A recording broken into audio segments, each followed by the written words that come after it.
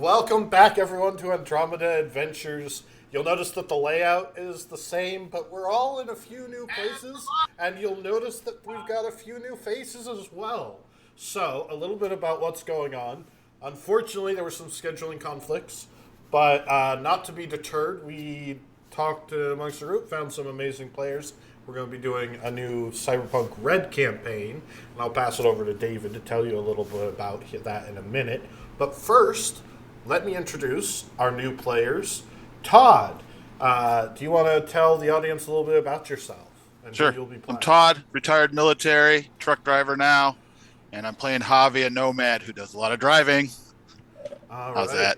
that? That was great. That was perfect. Shane, you're up next. All right. My name is Shane. I'm a music producer, sound designer, and I will be playing Adzed, a solo from the combat zone.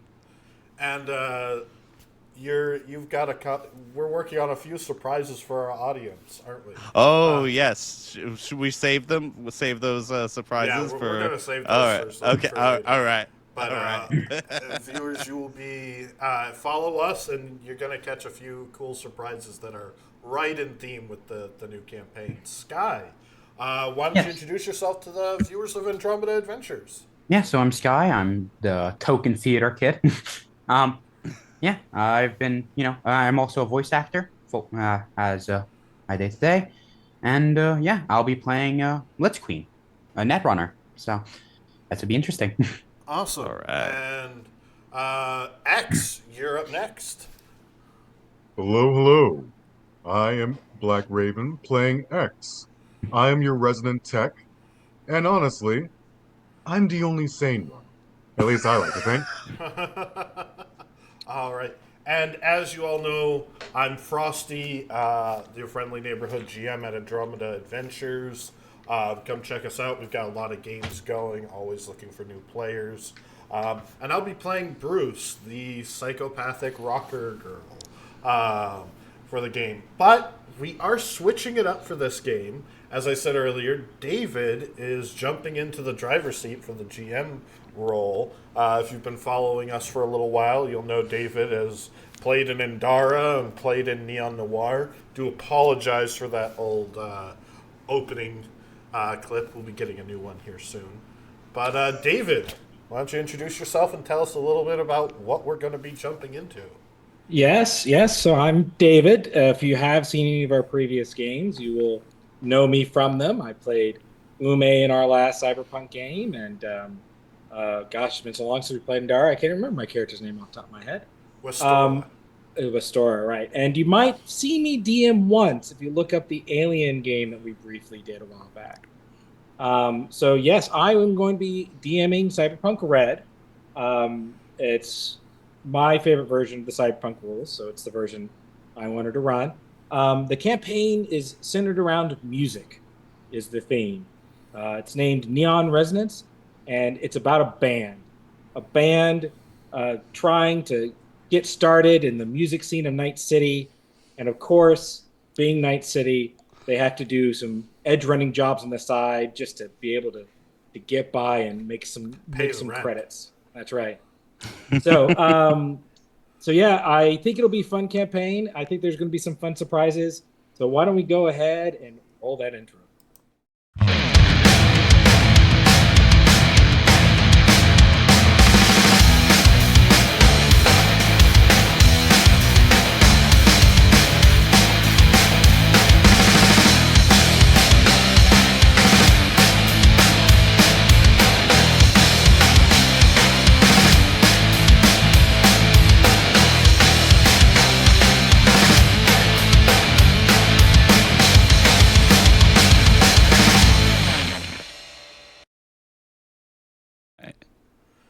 And we're live. So, David, why don't you get us started in Night City? All right. So we actually begin this campaign just outside of Night City. It's early morning out in the desert, out in the wastes. Um, and we see ourselves at a nomad camp as sort of the sun rises. The smell of campfires and cooked meat mixes with fuel in the morning and the sound of some nomads beginning their engines and getting ready for sort of the day's work. The sun not quite reaching heat yet. There's even a little bit of dew clinging to sort of the faded tarps above sort of campers and various tents and things like that, and sort of makeshift homes of the nomads. There is a van situated on the edge of this thing, a little separated from the rest of the nomads.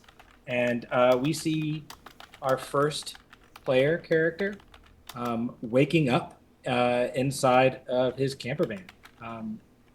Javi, why don't you describe to us what are you doing when you wake up that morning? What is it like? Well, he's a little agitated because he didn't want to get up that early, but hey, he's in the middle of camping. He knows he has to get out of there pretty quick, or else he's probably going to run into some issues with certain members of the campsite. So he's going to tumble out of his little camper pack bed that he sleeps in, and slide the door open as he grabs a cup of Joe off the little heater he has going. Steps out of the van and go ahead. Do you want to describe your van as you do so? It's imagine a VW van that's got a little bit of Bondo here and there. It's multicolored because he has different spray paints that he has to patch it up with.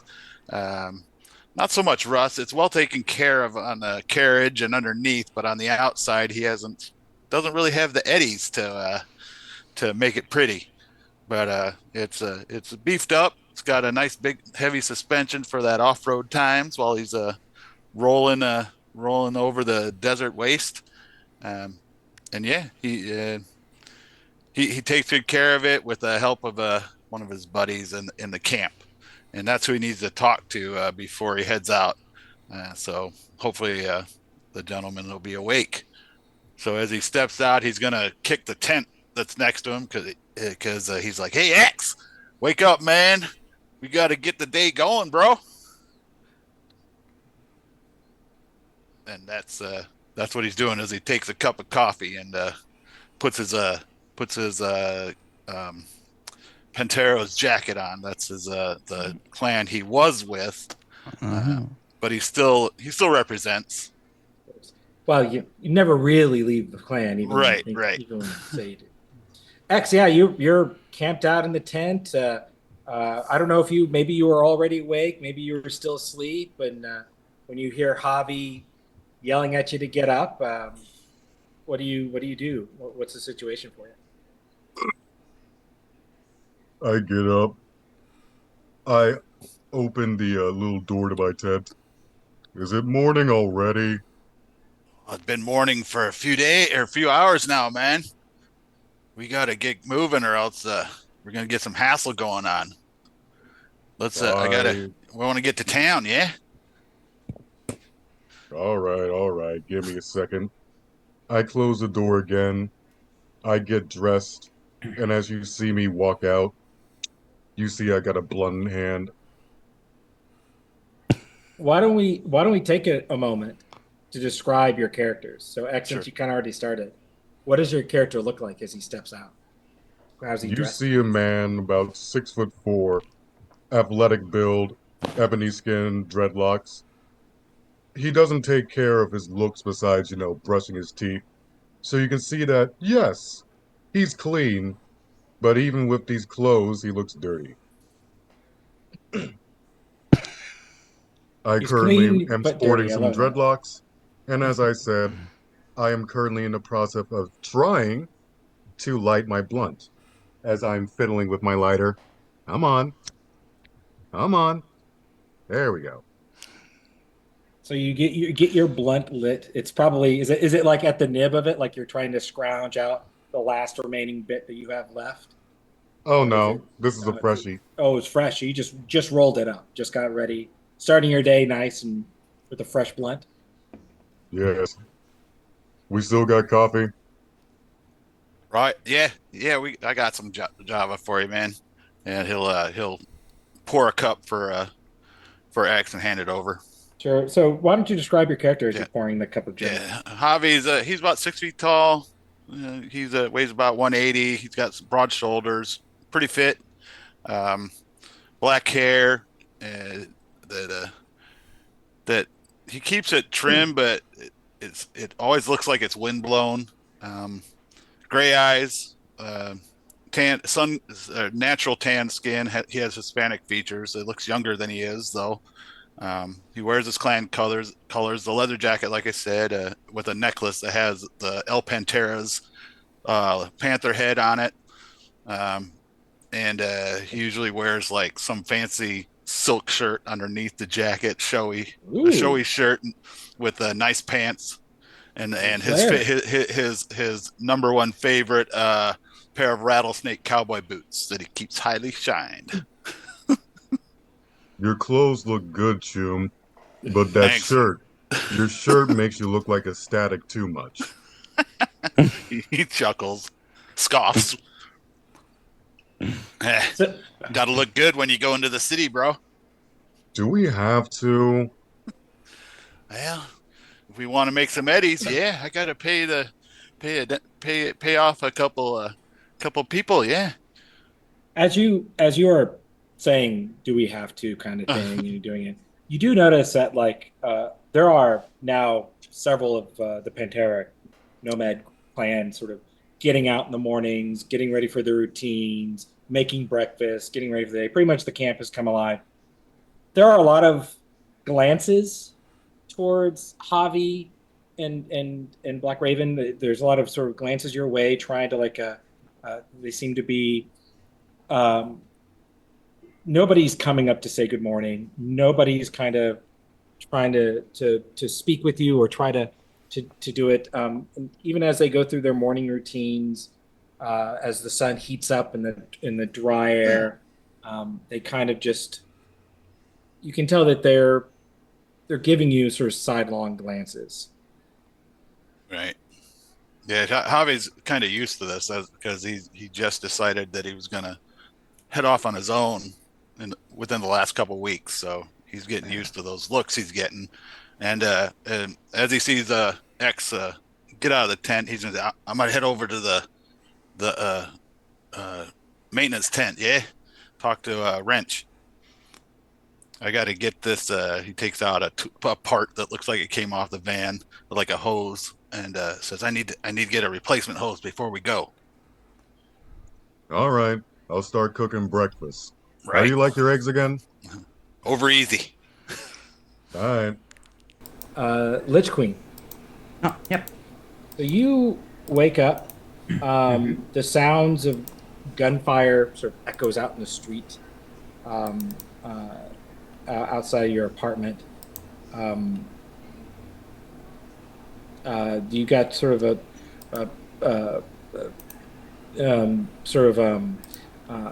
faint rumble of like vehicles and things like that, sort of rumbling outside. The cries of shouts and arguments of people out on the street, but there's a lot of gunfire. But that's kind of typical when you live in the combat zone, and you're in your sort of pretty down to earth sort of hovel that you have. Do you want to maybe describe as you wake up that morning?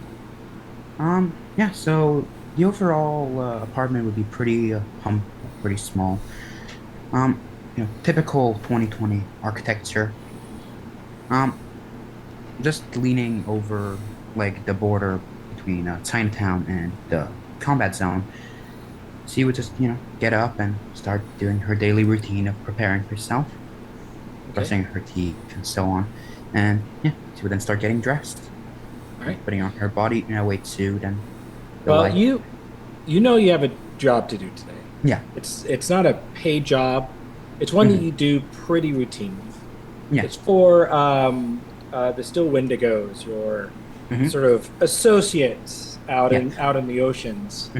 The job is a sort of routine one that you do for them regularly. It is to collect sort of a black market data. So it's not a hacking job. It's more like a information gathering job through resources on the web, so that when they bring in whatever illicit goods they might have collected out on their sort of legally dubious daily jobs. They know what the going prices are and who to sell it to. And So yeah, after So- it's all ready, she would start making or strut over to start onto that. okay, so you go on to your you go up onto the net, and you what are the kinds of sites or places you go to collect information? Hmm. I mean, Zygo would be a pretty good start to just. So do you want to explain what that is? Yeah, so I'd just like be looking over like conversation kind of data. Try and like Conversation start data? looking. Yeah, So what do you mean? Like you're looking through like chats or yeah, BBSs or yeah, kind of forums? that sort. Yeah, looking through forums and catalogs of people to like see what I'm able to scoop up off of them. Sure. All right, make a library search roll. Oh, okay. All right, so you rolled a 16, Yep. which is a very good roll. So you Mhm. managed to find pretty easily sort of the data that you know you need to do. You scour the web. This isn't like commonly found data, right? You're not finding it on like the Linus Tech Tips of the world or Reddit. Like you're going into like the edges of sort of little known things. And for the viewers at home and as we discussed with the group, the net in my version of the setting we're in, kind of like a retro 80s 90s net. So there's no Google, there's there's not even Excite or Yahoo. This is there's not even an Ask Jeeves. This is a world of knowing where to look, figuring out the websites, BBSs, forums, and just sort of trying to navigate the right places. One of the So- things that you should mention also that we didn't go over is what year this is set in, because we're not in the normal Red universe. Yes, this is set in 2020. So you go and you do your search, and you do manage to find sort of the pieces of information you need collected. Once that's going to be done, I'm just going to be taking it and putting it onto a tip. Okay. You know that you're expecting a call a little later in the afternoon to to uh, uh, to hear the details about when and where you're supposed to deliver it. Yeah. And we will get to that in a moment. Yep. So sorry, Frosty, I didn't mean to cut off too quickly there, but I wanted to wrap up that scene. But yes, to clarify, this is set in the year 2020. Even though I am using the red rules, which are my preference, we are setting it in the year 2020 in terms of the campaign. Okay, so let's go back to Todd because I want to continue doing that scene. It looks like you're back in. Yep. You want a perception check, correct? That's correct. Firm. Oh, 14. It's good enough because it was a easy difficulty. All right. So you are about to head over to Wrench's sort of shop when you see a woman kind of looking in your direction. You can tell that she's really looking at Black Raven as he's sort of going about his day. You know her. Mm-hmm. You've seen her around. She is not a member of the Pantera clan, but she's a nomad. All right. He goes by the name of Ridge. And she is looking at, she's got colorful hair and sort of dreadlock sort of pattern, sort of a bohemian style clothing, and she is sitting on a motorcycle. That is what she looks like. Sunburned, stuff like that. You know, she is basically a scout for the nomads. All right. And you know that when Black Raven has gone off and spoken to her at times, what he shared with you, I'll let him decide later. But she's glancing at his way, or she turns and then sort of rides off into the distance. All right. So he watches her ride off, and the eyes narrow slightly. He lifts his sunglasses up off his eyes and bounces them on his forehead to peer as she disappears into the distance, then glances over to X and shrugs a little and moves into the tent that Wrench uses to work on his vehicles out of the weather. Sure. So yeah, you see Wrench. Wrench is a middle-aged man with a heavy beard. He's got sort of goggles. He's actually it's not so much a tent as it is sort of a prefab building that he uses as a workshop. Sure. A tent probably wouldn't work very well for his kind of work.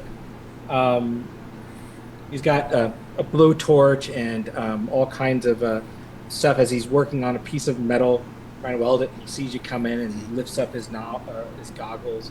Sort of the smell of burning chemicals and oil and all kinds of things and metal.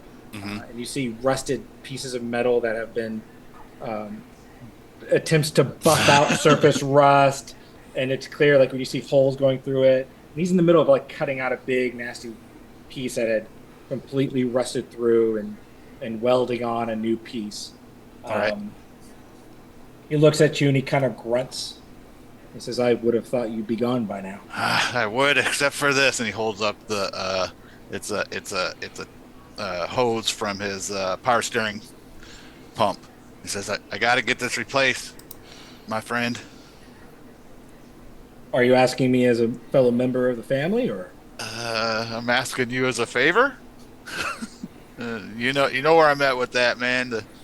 I gotta, I'm trying to head out on my own for a little bit. I gotta make some eddies. I owe Rose's pops some money. So I'm hoping to find a little bit of biz in Night City, or it is Night City, right? It is Night City. Yeah. Okay, it's a little bit of biz in Night City. This is the first time Todd's played in a Cyberpunk game, everybody. So cut him a little slack. Right. I think he's doing very well, as a matter of fact.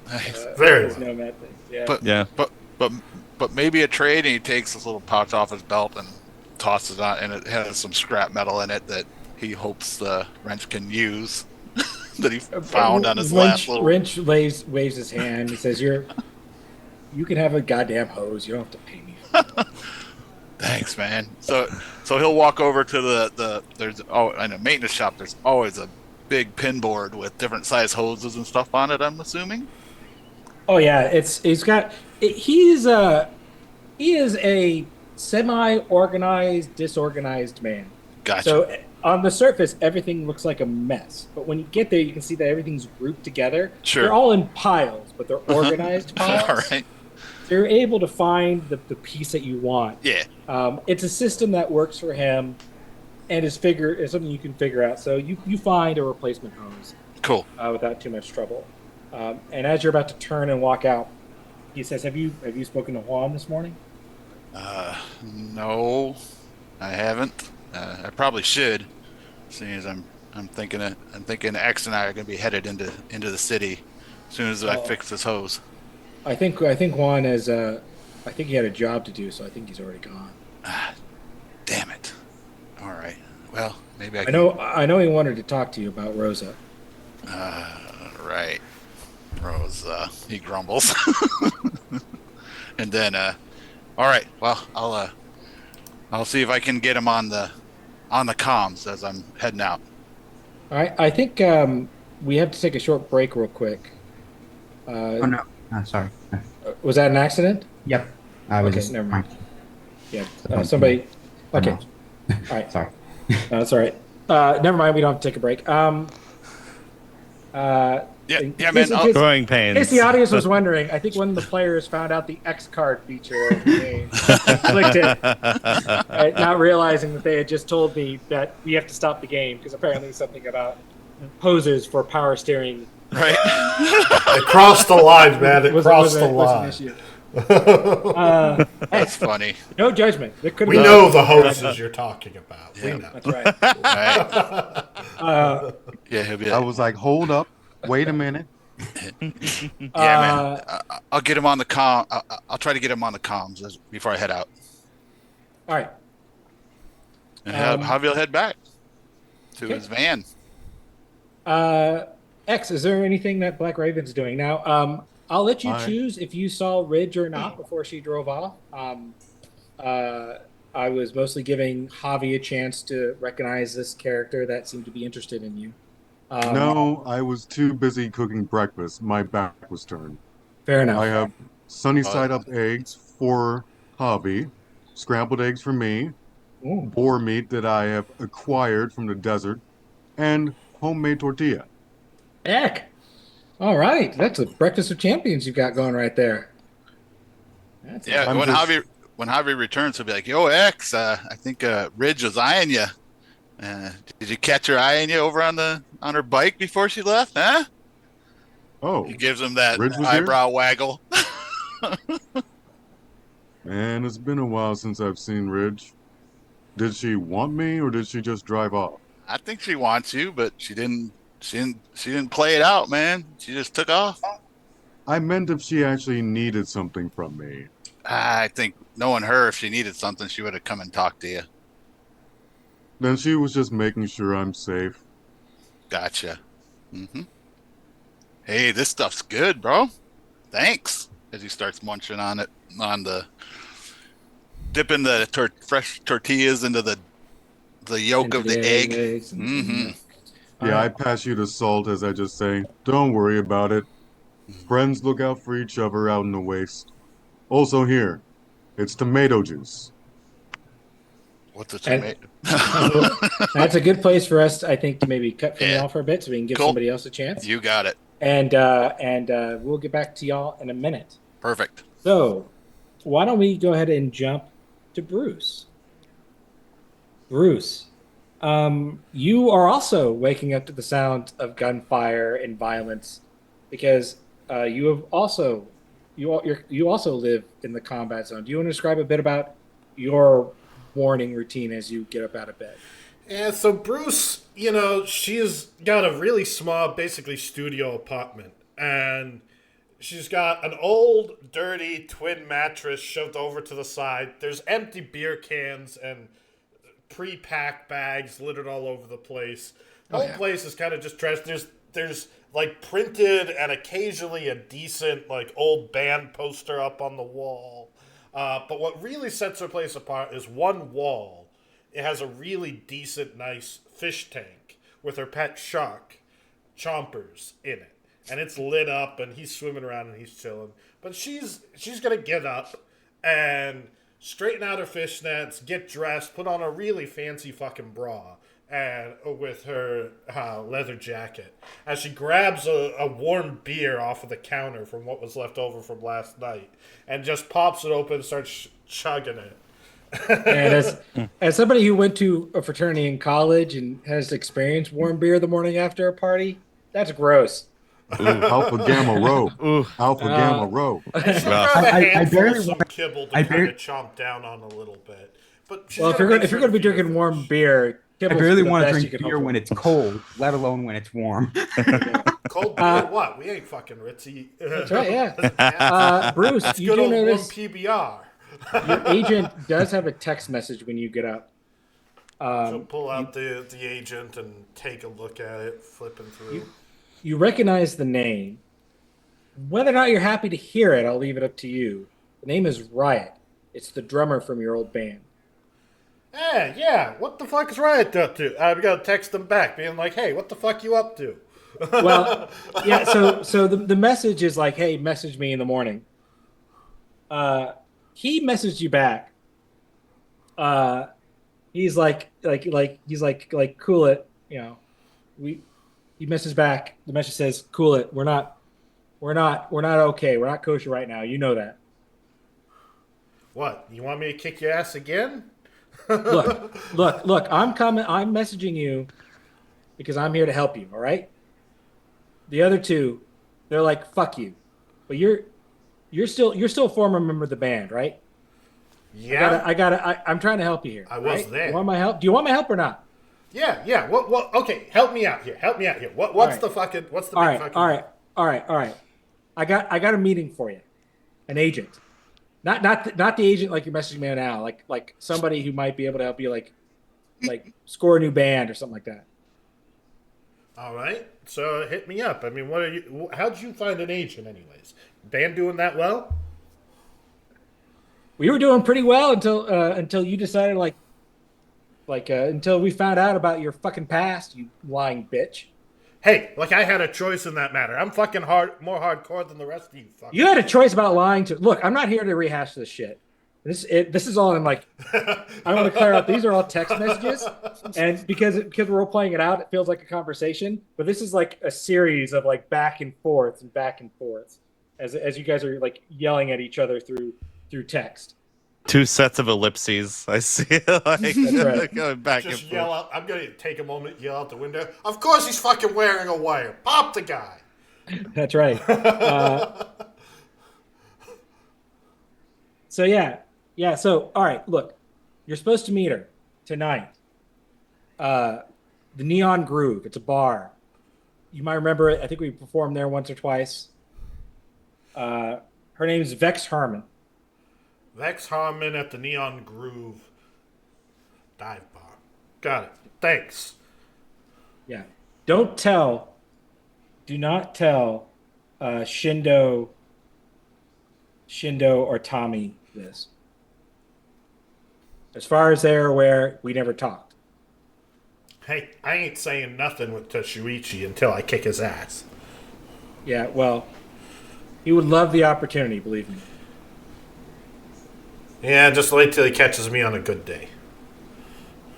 You don't have good days. And then that's what he does not respond anymore beyond that. All right. Shane, Yeah. let's go over to AdZ. All right. So you also, it's like you guys have just started in a Cyberpunk campaign. You can't afford shit, so you're all living in terrible places. You are also waking up to the sound of gunfire because you also live in the combat zone. It's kind of right. like there's only 2 options: either live in the Right. back or combat zone. Like it's like when you have no money. Like it's like you got no. Yeah. Like the rules are designed that way. Almost like. Oh, it's almost like, yeah. So you wake up in the combat. So what's your apartment? Your shitty apartment in the shittiest part of town, where Holy you're shit. likely to get shot just walking out the door. Is, Well, I think so. Adzed, he wakes up. He has next to his bed. He also has a beverage, but it's not a beer. His wake up whiskey is right there. He's like Good 5-alarm rolls whiskey. out. He rolls up, takes a swig.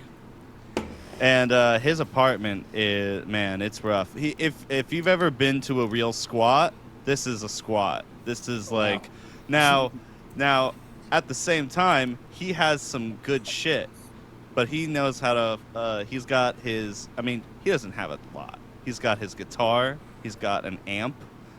He's got his nice leather, really nice urban flashy leather jacket. But that's about it. He's roughing it. But he wakes up. He's just another fucking day in paradise. It's great. And he gets up, and I think he pulls out his agent to see what jobs he's got to do today. it's funny you mention that because I actually had a job to give you for today. Ah! Go figure. Look at that. Yeah. It's amazing. Yeah. So you have a job. It's just a text, single block of text, and it's very perfunctory. It's simple. It says job, escort, client, Bryson Falk, meeting place, corporate zone, outside Petrochem office. Oh, great. And it also says upon completion, meet at Neon Groove for payment. Neon Groove. I don't think he's familiar with Neon Groove. Probably. Possibly not. Do you want to take Probably a look, not. see if you know anything about it? Yeah. Let me. All right. What You've would I got a roll? couple. Well, I think it depends on your approach. Do you want to see if you just happen to know it? Do you want to I think maybe want to do a look on your agent, go through see what kind of stuff people might be saying on interwebs? You know what? Yeah, I think he'll do. That's a library search, right? It would be, yeah. Yeah, I'll go ahead and roll him up a library search. Go for it. All right. And I add my agent to it, right? That's that You should, little modifier. yes, that's Sweet. true. Yeah. Sweet. All right. So I hit that. It's not a very 12. hard. It's a bar, so it's not exactly hidden knowledge anywhere. So Mhm. it was a difficulty of 10. So you succeeded. Yeah, it's a dive bar. Yeah. It's located kind of out towards the marina area, sort of north, kind of not too far from like where the Afterlife and some of the hipper bars are. The bar seems to have a bit of a storied history. Like there's a few articles you come across. Apparently, Samurai played there back in the day. It's been That around per- since it's been around since like the early days of Night City. The cup run by the same owners. So it's like a genuine like local dive bar, and it's like it lacks the polish and the gleam of like the Afterlife or the Atlantis or some of the nice areas. So it's not exactly a bar that like big names currently like Yeah. play at once they're established. But a lot of bands maybe get their start there. Maybe there's a couple of opportunities for people to maybe get going there. So it's they got an open mic night every now and then. And there's also some advertisement for a band playing tonight, but the details are vague. Yeah, I'm like some random fucking punk band or some shit. And he actually, but he does Punk see the bands are Sam. the worst. I know, right? No, he looks over. The samurai thing really perks him up, and he puts on his more tattered version of the shirt that I'm wearing. Oh, nice. His far more tattered. This is a shirt. He's 26. This was a shirt he got when he was 16, and so in order to fit in it, he's just ripped off the sleeves. It's like tattered. It's been through it. He's truly punk in every sense of the word. So he's like, all right, this seems like my kind of place, I guess. All right. So, All right. question: how are you going to get to the job? Oh, well, that's a great question. That's why I asked it. Yeah. So, I think he's gonna try to hitch a ride with somebody around. He knows the people in the area. He's been around a long time. Like this is his this is his on. Make a local expert combat zone roll if you have that area. I sure do. See if you know somebody. Ooh. Oh, a 10 followed by a 4, a 21. You know what? That's I am using the optional rules in one of the DLCs where if you beat your target number by 5 or more, and you certainly did with the 21, you can maybe get an extra perk or something addition. So not only do you find a ride, but you get an additional thing. Is there something in mind that you think, or should I try to come up with something? Oh man, I think he'd probably like a little if it's somebody that knows who this could be. This what was it, Bryson Falk? Right, Bryson Falk. Bryson Falk. Okay. If somebody knows this, knows something about this Bryson Sure. Falk character. So you managed to find a friend of yours. He pulls up in like an SS Camaro, like an SS Camaro from the 70s. This is a modern retro futuristic take on the SS Camaro. They pull up, and it's Dale Dirt Simmons. All right. Is his name. He works for Petrochem. He works out on like some of the rigs out in the waters. And so he's usually gone for like months at a time, working on oil rigs all over the world, doing like blue collar work. You would think, if you compare it to the real world, they actually make good money doing that.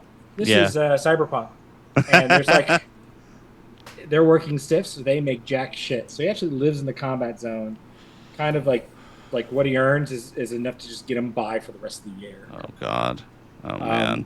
But he he does manage to own a car, so he's doing slightly better than other ones. He pulls up.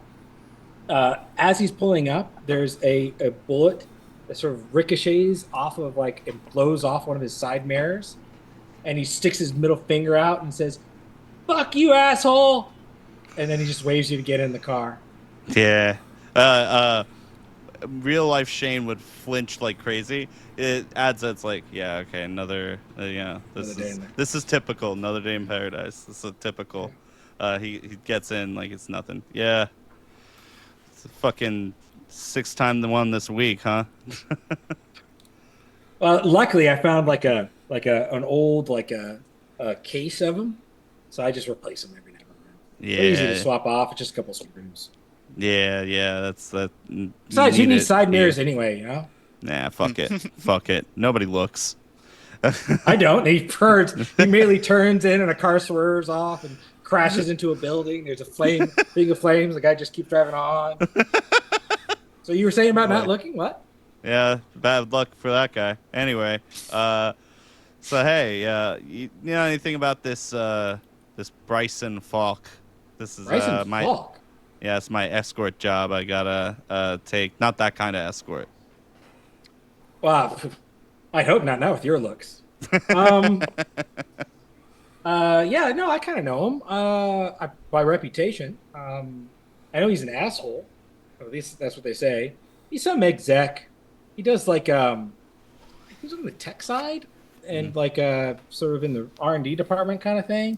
I don't really deal with him much, but I think I know a couple people who work out in the corporate building, or they go out there for like job trainings and like sometimes they do photoshops, like photo ops. Sorry, not photoshops, but photo ops with like rig workers. They say, "Oh, we're one big happy family," before they send you back out in the rig with no safety equipment. But yeah, Fuck. Of course, those fucking assholes. yeah. Tell me about it. Yeah, no, this asshole. Yeah. Apparently, he's like he looks down on people. He's just a fucking piece of trash. You gotta protect his life. Do you think you could maybe not do that? Well, man, I look, man, I need the money. I take what I can get right now. I've got. I'm sure he has a wife and family and that other bullshit people say to make you feel good about assholes. Yeah, well, and I mean, it wouldn't matter in this case of fucking corpos have no souls, but it would matter unless I really needed I got like, man, I got like a big dollar, big Eddie debt to my name right now, man. If I didn't owe Sucks. money, do you think I'd be still be living out here in this shithole? Fuck no, dude. No, none of us. We all understand, man. You gotta do what you gotta do. Dude, I'm one of the last ones here, man. Every Yeah. one of my brothers and sisters are fucking out fuck of this it, Chum. fucking hell. Yeah, dude. Just fuck it all, man. Yeah, dude. Yeah. Yeah. No right. connect. Anyway. Yeah. All right, so you guys continue talking and Yeah. bitching about the man as you continue on towards the corporate zone. All right. Why don't we circle back to Lich Queen? Yep. All right. You get a call about the time that you're expecting it. You never know this guy's name. They never tell you. You have your suspicions. You know several people from the Still Wendigos from your days with them. And the voice sounds vaguely familiar, but they all sound like the same gravelly voiced asshole. So it's like, who knows? It could be one of anybody. Yeah, so your phone rings. Yeah, so I'm just gonna tap on the side of my head and just activate it. Oh, yeah, because you have an internal agent, yeah. Hey, yes. how's my favorite mysterious Wendigo doing? Yeah, right. You got the data? Yep. Good. It's going to take you. It's good that you've got this data. It's going to take you a long ass time to pay us back. No. I'm working on it. Yeah, we're thinking of some things. All right. This is what we're going to do. You're going to go to the Neon Groove tonight. You're going to find somebody there. They're going to have the Still Wendigos logo on their shirt. You're going to give them the data. They're going to leave. All right. Could I roll to see if I know about that bar?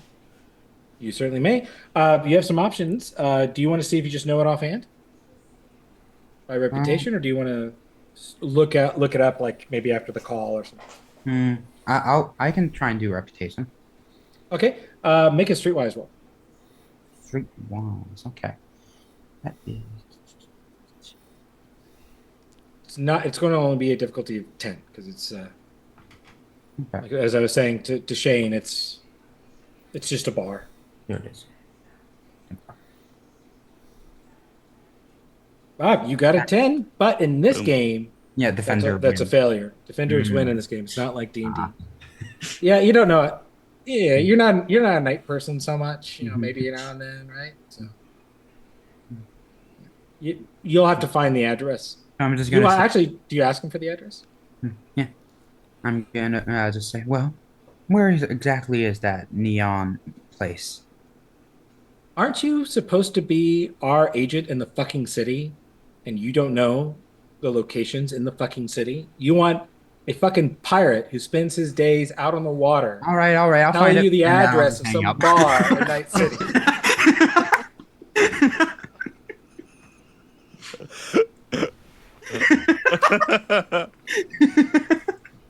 He tells you the address. After that whole beat, he pauses dramatically, and then tells you the address. But then finishes with, "You better know next time.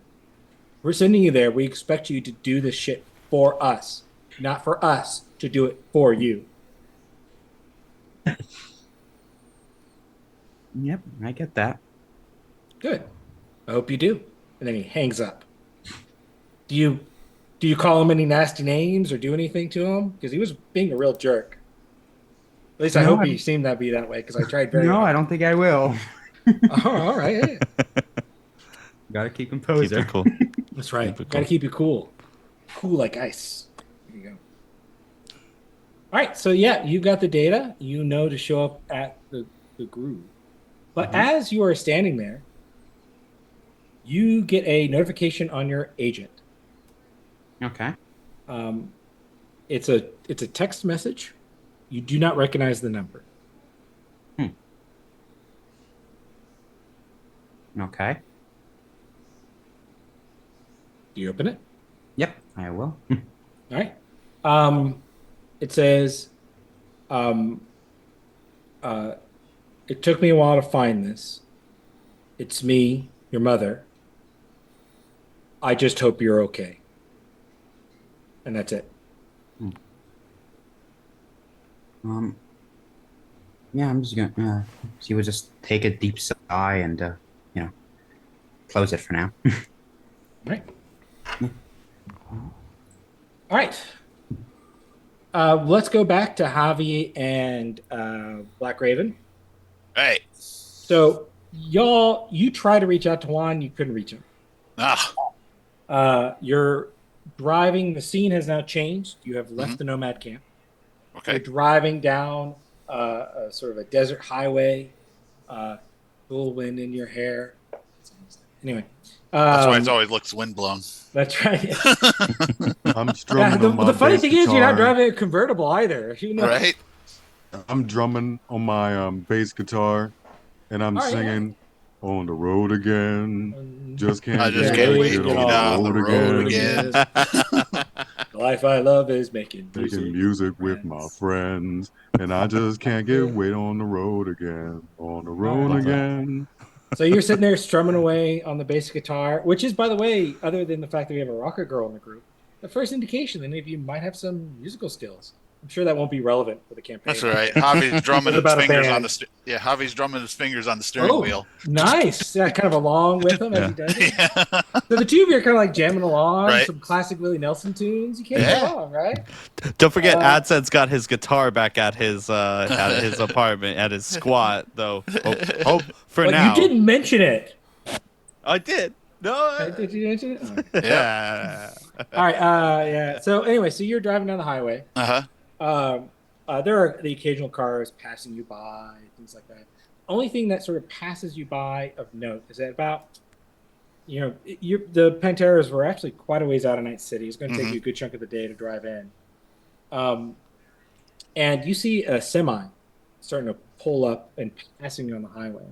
It's this great, massive semi that has clearly been patched together. You recognize it immediately as a nomad job. Uh-huh. This is you don't know what clan it is offhand or anything like that, but it's one of those semis that have the two racks of like metal bracing with the cars in them. You normally see Right. them these days doing it, but these are not new cars. All the cars you see on it are like uh, cars that have been scrapped or picked up in other places or things like that. And the only thing that as it passes by, you see a man with a wily long beard and sunglasses driving down, and it sort of has emblazoned on the side of it and sort of like a scroll the name Wandering Joe. Uh, Hey, and the two of you, if you'd like, can please make for me. Um, let me think. What would be the best role for this? Um, knowledge about nomad role, which would I guess would be. Custom expert. Sorry. Um, I think I'd like to keep it something a bit broader. Make it an education role. Oh, The can you do catch-all, just a the straight- catch-all intelligence, Streetwise. or streetwise. I'll let you do either. I don't have a streetwise world attack. Educate. How do you roll just the education? It's a Education skill. skill. If you go on your character Ooh. sheet, it's a skill under Counting intelligence. Oh, educate. I have All right. big brain. Well, Big I think it's brain. very interesting that you're the one who maybe got this role there. Actually, it's almost as if I put this character in here because you requested it. Um, so Javi, because you're a nomad, even Uh-huh. though you didn't roll the best, Right. you do know you have heard of this guy. He's kind of a wandering car salesman. Oh, X, man. You ever? I think that guy's a car salesman. You heard of him before? That's not Black- any. That's not quite Parson. right. So Black That- Raven, a little bit of details about him, because I know that for those of you who don't know, on the Data Fortress website, a lot of fan-made stuff. This character is mentioned. It's a little bit different in this campaign. So Wandering Joe is a guy who is a member of the Nomads. He basically goes around from location to location to location doing car auctions. People come in, they bring their scrap cars. Nomad clans will gather for an event. He'll basically be the auctioneer and stuff like that. And he has his own cars he buys and brings with him, but then he also facilitates a bunch of other deals. His events are he wanders throughout all parts of sort of the United States doing these things.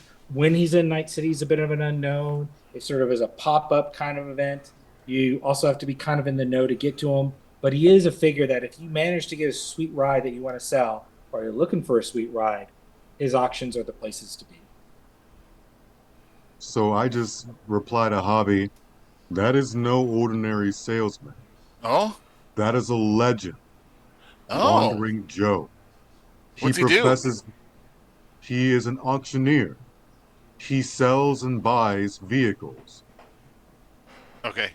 Javi would like to speed up to get even with him. He's still the guy was trying to pass him. So it's You're Javi's going in the- opposite. Just to clarify, when I say he's passing, you're Oh. actually going in opposite directions. He's going away from Night City. You're going towards Night City. Oh crap. Oh no, that's good. It means Oh he's no, setting you up want to camp catch problems. up to him? No. Oh. He'll be here in the area for a while. He's a mobile tradesman. Oh, He can repair anything. Huh? He's Well, going I was to going to sit catch up there. and see if we could get him to tell him where when his next thing is. We'll have to figure it out later. All or right. find someone who knows. But Right, if we okay. can, it will be a legendary event. Even the Raff and Shiv will play nice. Excellent. All right. We'll have to keep that in our heads, yeah?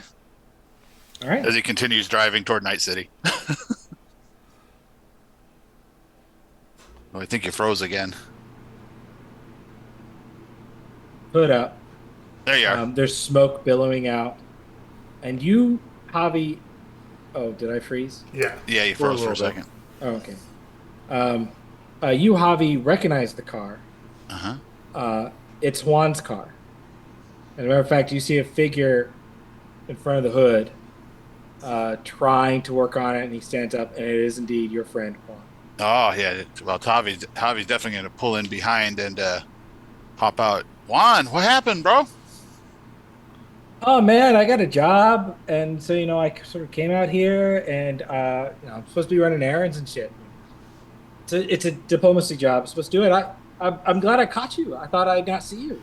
Yeah. Well, I was gonna. I tried calling, but I couldn't get a hold of you. Maybe it's because the car shut off. No power. Man, You know. this thing's been out for a while. No.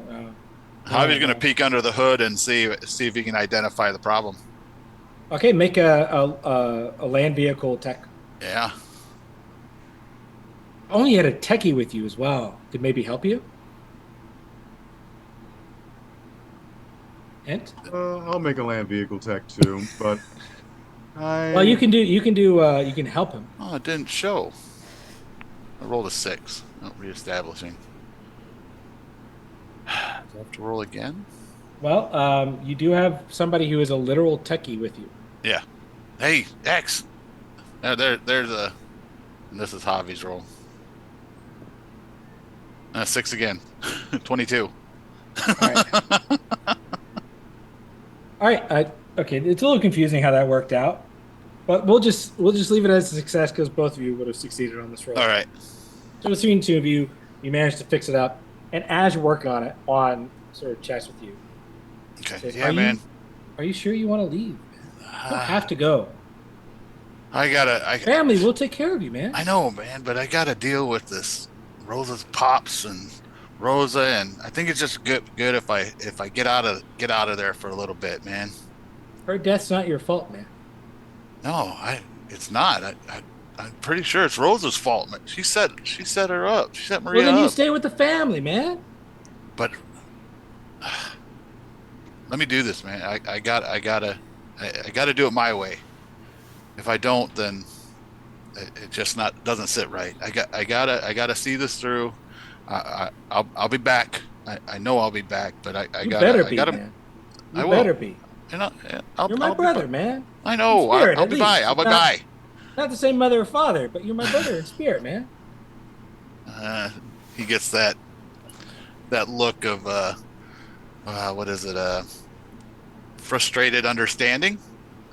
I get it, bro. I do, but I got to do this on my own. I got to get out from under that dude and pay him off and make a name, and then I can come back with my head held high, and I just got to do this on my own right now. Right. I got to get away. Too many bad memories back at the clan right now. All right, look. I'm here for you if you need me. You just call. Right. I promise next time I'll answer. You got to make sure the battery's on first, bro. Get myself a proper agent instead of relying on this shit in the car. But look. I spoke to a friend of mine. Yeah? Yeah. Apparently, he recommended if you're just starting out in Night City, there's some dive bar northeast side of the town, Neon Group. They say go there, maybe you get lucky. Anywhere near the East Marina? Yeah, kind of in that rough area. Oh, I've been there a few times. Yeah, it's kind of like, it's like in that area, sort of in that sort of pocket area. Okay. Place to start out, huh? Not in the East Marina. It's kind of closer to town than that, but yeah. Okay, I'll look it up on my agent. Yeah. It's fine, no problem, man. But yeah, go check it out. Maybe you get lucky. Who knows? Cool. Yeah, I'll do that. I'll let you know too. I'll call you when I get there. Look, just because the family, just because you're going your own way for a bit, doesn't mean you can't come back and say hello to your brother, man. Oh, I'll come back. You better. I swear. Better. Don't make me come to Night City and fucking. He takes his hand and does that the Pantera brother handshake and does the guy hug. The guy hug. Yeah. I'll be back. Pat on the back. Then you walk away awkwardly as if it's right. off. Yeah. No, I didn't give you a hug, man. I promise. I'll be back. Hey, and you need to have Wrench look at your injector there. That could be the problem. Man, he sold me a cheapo ass one on the side. Hey, check it out. While I'm gone, can you do me a favor? Look into a Sure. guy named what was his name? X, the guy with the truck. Wandering Joe. Yeah, look into a name Wandering Joe, and see what you can find out about him for us. We just saw a rig pass by and had the name Wandering Joe on it. Fuck, man, you don't know Wandering Joe? Well, I know that I thought he just sold cars, but evidently he's some bigwig that does man. all sorts of stuff. Oh yeah, he does auctions all over the place and stuff Well, like that. He's in the I area. think he just did one near Night City. Oh, would he be going out to the clans? He might be. I don't know. Yeah, let me know. He'd be a bit of a. I'll let you know if. Yeah, I'll let you know. Cool. Are you looking for something? It's usually good always if you looking. know what you're looking for. I'm always looking for something. What I'm really looking for is bulletproof windows. Dude, at some point you build up some cred with the family, they'll give you that shit. Cool. All right. Yeah. Let me build some cred. On the more edge cred. of the family or not, we'll hook you up. All right. All right.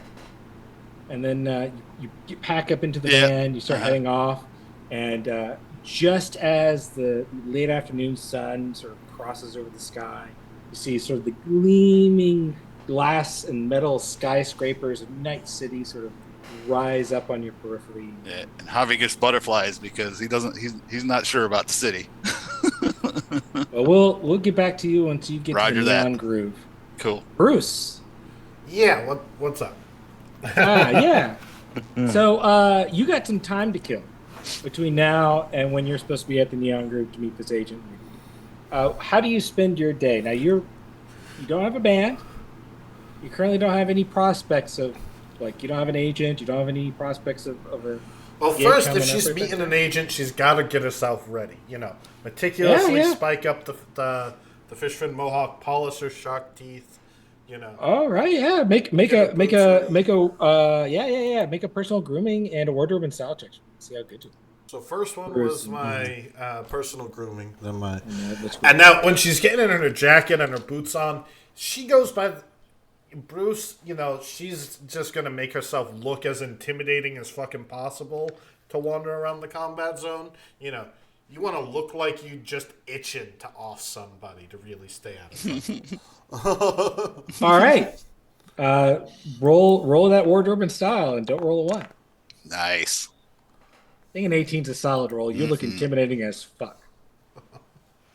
Did you make a personal grooming roll to shine up your teeth and stuff as well? Yeah, it was. Oh, why did it not? It didn't go through. Yeah, try again. It might have done a pop up, and sometimes this things. Oh, nice. Dang. Yeah, so Frosty on the 9. OBS. Can you see the rolls that you just made? So I just got a 20. I got an 18 on my wardrobe and style and a 20 on my personal grooming. To make myself look nice, but intimidating as all fuck. In other words, dressed to the 9mm. All right, yeah. So you made yourself look good, but you still have you have the entire day. Yeah, she's gonna load up a very heavy pistol, just to be ready for anything, and she's gonna head out and look for a party to crash with a couple of fans. Maybe go to the bar a little early and pick a fight. All right. Why don't you do this for me? Why don't you make a charismatic? Actually, it's not called charismatic leadership in Red, is it? Charismatic impact. Impact. Thank you. Make a charismatic impact roll. See if you make some fans as you're out there. Rolled a 9 because it doesn't. Okay. It doesn't have a stat bonus. No, it doesn't. I think. I mean, The 9 don't you is- have the charismatic impact level? Oh yeah, you do. Okay. That's why it's a 9. Good. Okay. I thought it did. I can't see the description of the ability in the character sheet, so. Yeah, if you click on the number itself, it should show you what gets added to it. Yeah. Nope. Does not. Okay. And it doesn't even let me see what the effects are. Yeah, and for some reason my my PDF of the rulebook's not working right now. You don't make you make a couple of fans and stuff like that. I'll look up the rules for it later so we can clarify. But for some reason my PDF's not showing. For me to figure out why that might be. But yeah, so you Just go gonna out there. head walk through looking for a party, chatting up people, drinking some beers, and heading into the city. Are you going to And do she's- that in the combat zone or outside the combat zone? Oh, in the combat zone. All right, yeah. You walk down the street, you find basically, it's still technically morning. It's like maybe For me, 11 or yeah, something like yeah, that. it's more. All right, yeah. If you want to be a late, yeah, okay, later on. So it's still the afternoon, but for you it's the morning. And you find like a street party that's going on. It is actually a gang that's running it. Let me look up one of the gangs. Yeah, okay. We'll use one of my custom gangs. They're called the Needle Clan. You've heard of them. They're a small time gang. For those of you looking in the rules, this is not an official gang. It's one of my own. But they are all about body modifications. So they are covered with like piercings. They got the big loops in the ears. They got like implanted horns. That's their shtick. Not entirely original. Plenty of punk people do the odd piercing, but it's in the upteenth. They've got corset piercings. They got everything that can get pierced is pierced, and that's their whole thing.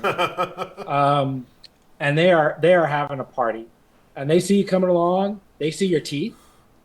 They're like, "That girl's for us." They immediately invite you over, and they start giving you shots.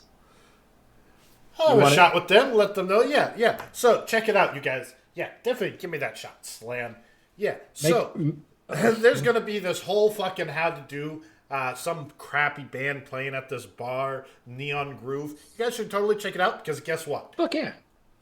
I'm going to totally jump on there, kick the band off, and take over.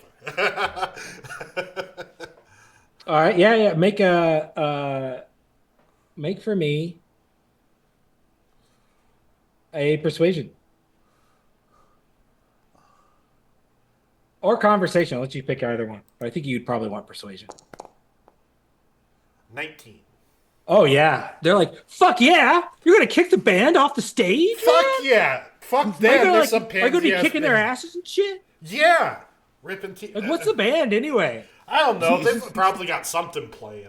I think they have like an open mic night or some shit like that. So it's probably some losers, man.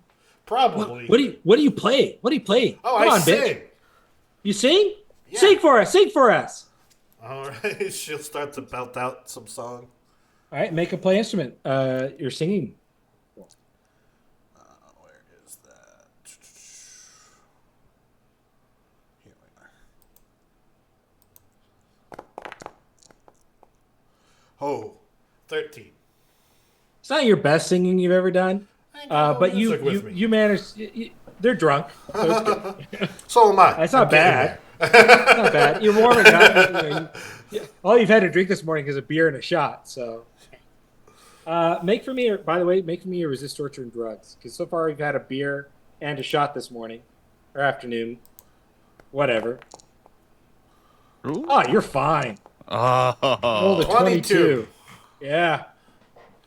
You're a pro, a seasoned pro at this shit. I am used to the waking and drinking. This is par for the course. My liver's totally fucked, but I'm on board with it.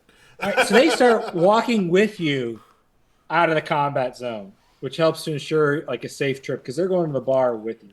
Awesome. And so like basically the rest of your trip is like you now are followed by this group of people. Do you tell them like tall tales or about your? Oh your yeah, I tell band them all or kinds something of like that? horror stories and tall tales and just talking right. talking shit up and doing tricks like biting the tops off of beer bottles and cans and shit with my Fuck teeth. yeah, man! Like one of them says your name's like Bruce, right? Yeah. And you got like a shark thing going. Yep. Is that like related to that like kids movie or whatever? It's a classic. You gotta love it. But no.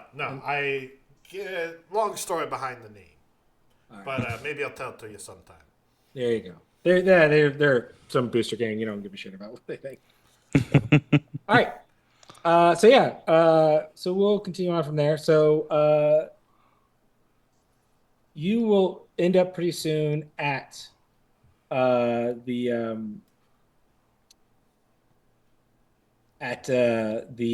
Neon Groove. We'll go then with Adzed. All right. You're the last one really that has anything before the neon. You arrive at the Neon Groove. You meet Bryce and Falk. You get dropped off at the uh, by Dirt in the Mhm. corporate zone. The corporate zone is like strong contrast. Everything is metal and shined marble. The groups of people around, it's like people like sitting together chatting on their smoke breaks outside of corporate glass buildings. The neon lights you might see in other parts of the city are not as strong here, but there's like LED lights in the sidewalk built in, directing traffic, and everybody follows the prescribed lines almost to a T. Sort of people dressed in their business suits and skirts and things like that. You kind of stand out a bit with your raggedy old samurai shirt and Mhm. punk clothing and stuff like that. Yeah. But people, The ads ad is like, ugh, fucking hate this shit.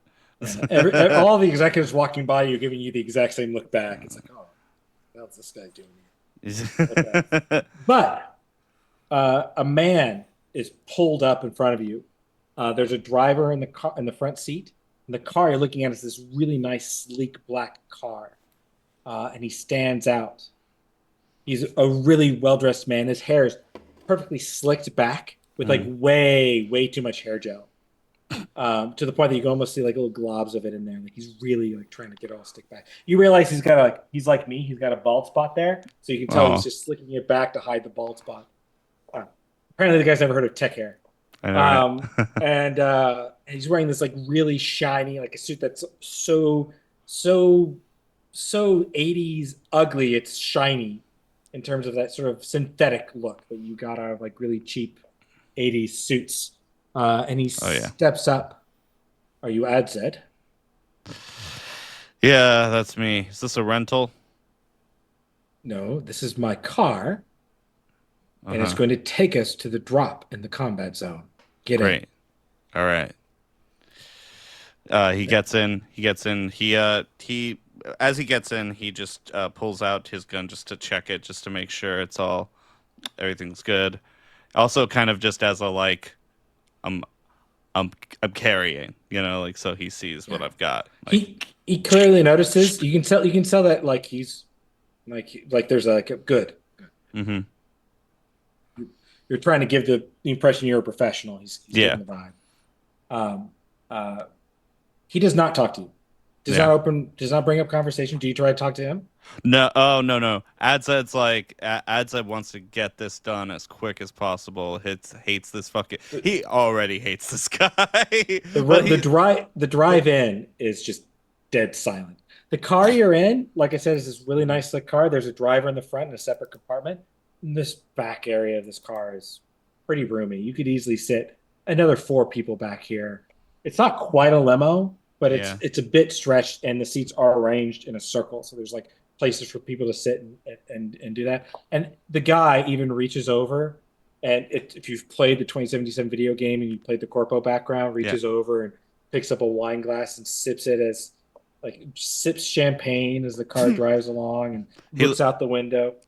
Adzed tries to see if there's a spot for champagne by him. If there is, he's like figures. As you enter the combat zone, people start immediately opening fire on the car, like it's starting to hit it and stuff like that. And that's when you realize that the car is thankfully armored. Mm-hmm. Bullets are ricocheting off it. Even the glass seems to at least be somewhat bulletproof. Occasionally, you see some like bad damage done to it.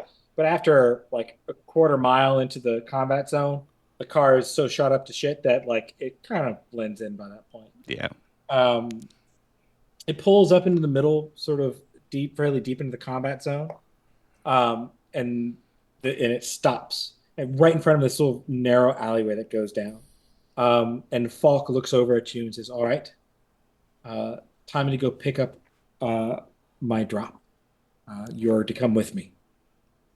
Adzed just nods and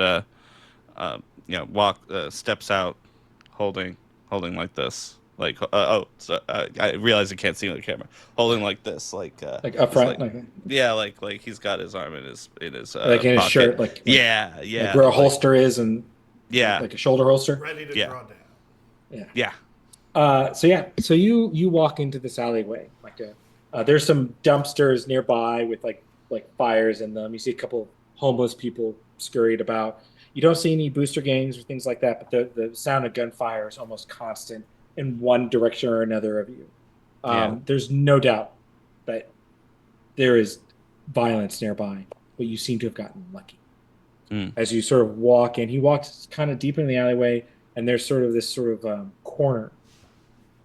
And around this corner, you see this sort of dumpster. And the guy goes over and reaches the dumpster and pulls out a briefcase. Totally does not fit into the scene that's around. And he pops open the briefcase and pulls out this sort of weird tech device that's there. He examines it, sort of a tube with all these glowing lights. You have no idea. No idea what it is. Yeah, yeah. He kind of looks at it, nods, puts it back, shuts the briefcase. And as he's doing this, you feel a little tug on your jacket. He looks. There's a little girl, maybe about 6 years old, standing next to you, kind of just down a ways. Tears are streaming down her face. A woman kind of just over there looks over and goes over and grabs her. This woman looks disheveled and stuff like that, but there's something off about her. Like, she doesn't look like the clothes she's wearing. She's a little bit too nice for the combat zone. She doesn't look corporate, but she doesn't look like she's homeless or anything like that. Right. And she grabs her daughter, and she looks up at you, says, "So I'm so sorry. I didn't mean to let her bother you. Please don't kill us." Just keep moving. Wait, are you? Can you take us out of here? We were supposed to come in here to meet my husband, but he didn't show, and we hired somebody to drive us back into town. They haven't shown up. We're stuck out here. Can you get us a ride back into town? Adzed quickly just looks back over at the corpo to see if he's catching. He's catching walking this. on by. He's walking on He by. looks over. He looks over and he says, "Leave them. They're baggage." Where do you live? I say to the mother. If you can just get us just outside the combat zone, I've got a rail card. I can get home. You got plenty of room. And he says, Fox looks at you and says, "I didn't hire you for this." Adzed says, I think Adzed goes, he pulls it out. He pulls out his pistol a little bit and he goes, "Come on, man. Let's just bring him. It's not worth it." Fine. Whatever, but I'll make sure to report this to your superiors. Yeah, I take a little pay cut. It's fine. All right. All right. You get them into the car. True to their word, as soon as they're outside the city, they get out right next to the nearest in-cart rail line. And sure enough, she has an in-cart card, so she seems to be kind of telling the truth, Yeah. and she thanks you profusely before she and her daughter get out and go in there. Why they were going into the combat zone to meet her husband, don't know. It is a weird story. ask There's questions. probably more to it than that. But Adzed isn't worried about why they were there. He just wants to see them get out safe. That's all he cared about. He saw that something about that the little girl triggered something, and he said it's worth the pay cut. Whatever I'm dinged. all right, you get back into town. You get dropped off outside the Petrochem building. You head on over to the Neon Groove to get paid. All right. All right. So everybody is now heading towards the Neon Groove. Bruce, Yeah. I'm going to do one more thing for you. All right. Or we maybe stop for a break. We're about halfway through the session. Hit me You with it.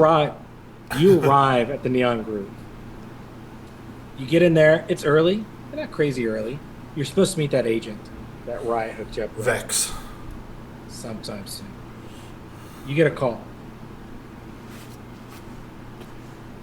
Go for Bruce. Ah, good, Bruce. This is Vex. Yeah, I looked at your portfolio. You're not worth the trouble. So, yeah, sorry, I won't be there tonight.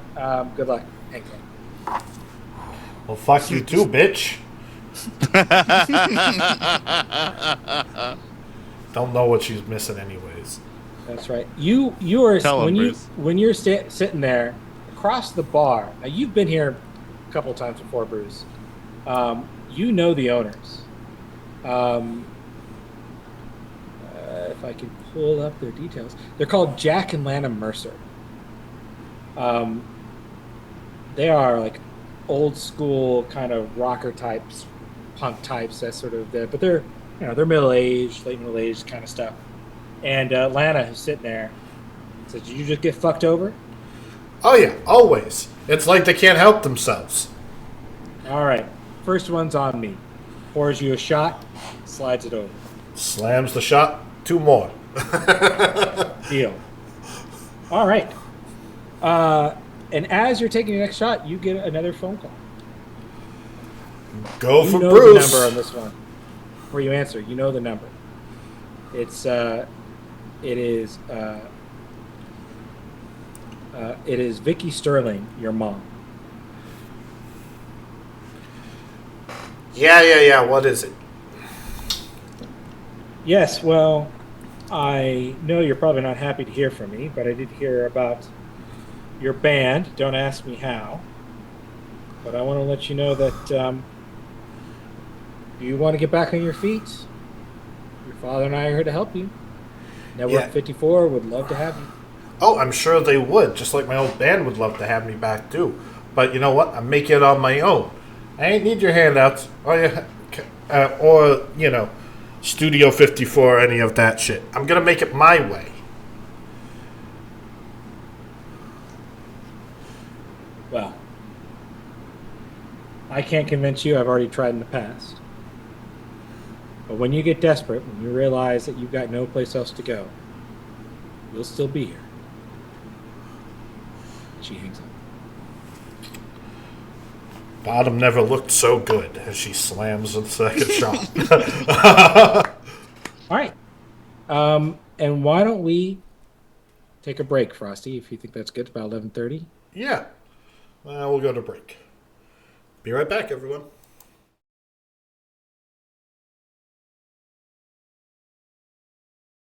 And we're back. All right.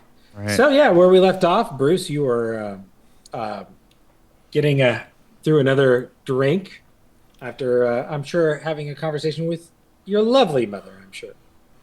She ain't too bad. Her heart's in the right place, but she just don't understand me. No. Parents, right? Right. They All want me right, to so- take that nice corpo gig. It just ain't me. All right. So you're there with the Needle Clan. You're they're buying you drinks. You're not shit faced. We've already rolled for your resist torture drugs. You're keeping cool. So why don't we go ahead and jump in to Lich Queen? You arrive at the Neon Groove, and I haven't gone into too many details on the description of Neon Groove yet. But it is a dive bar. It's fairly early in the evening, but there's already a fairly decent crowd. There's currently like a band. It's not the headliner that you guys have been hearing about or anything like that. It is open mic night for the most part, but they do have a headliner band later on. So it's just some local people sort of playing on some aging amplifiers up on stage. You can hear people tapping feet on the floors.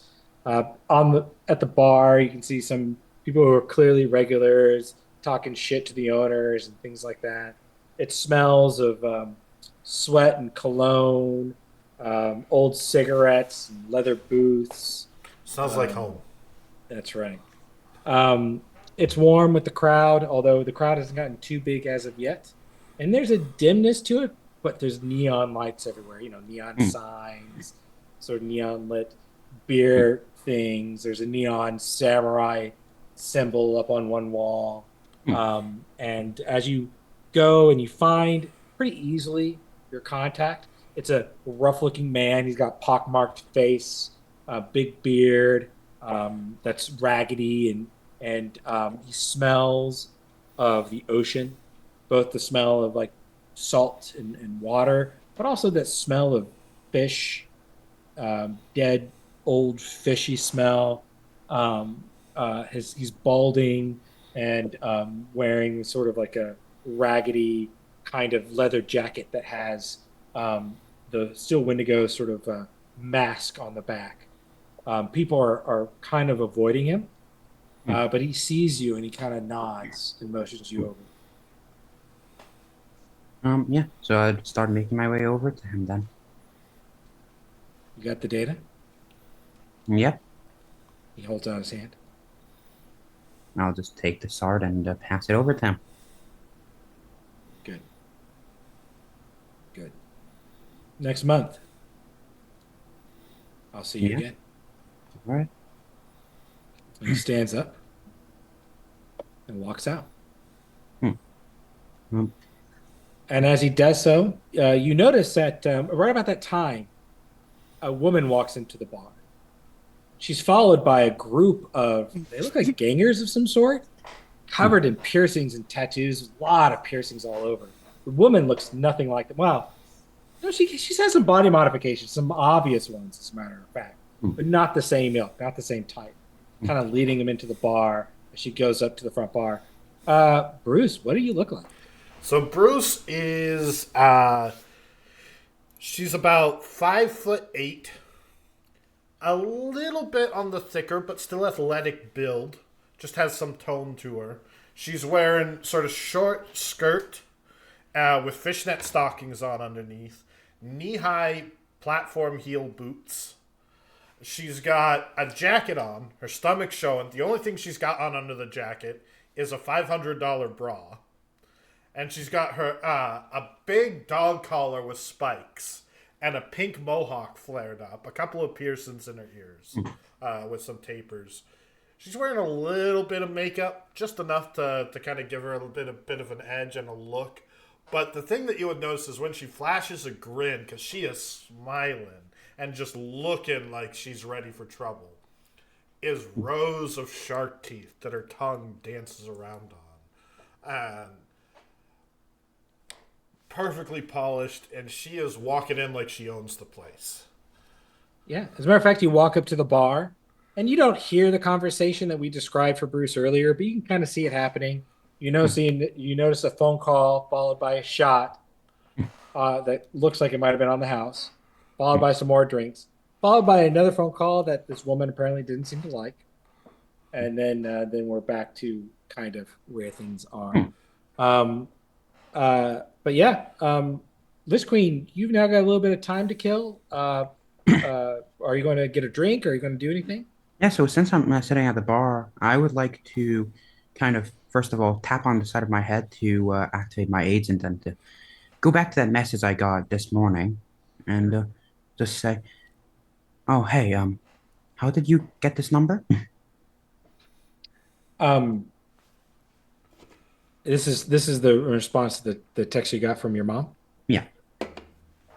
The response is, I'm Arasaka.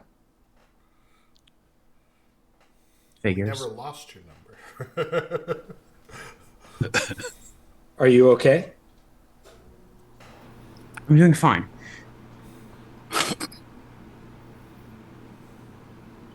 You're not gonna beg me to come work for you?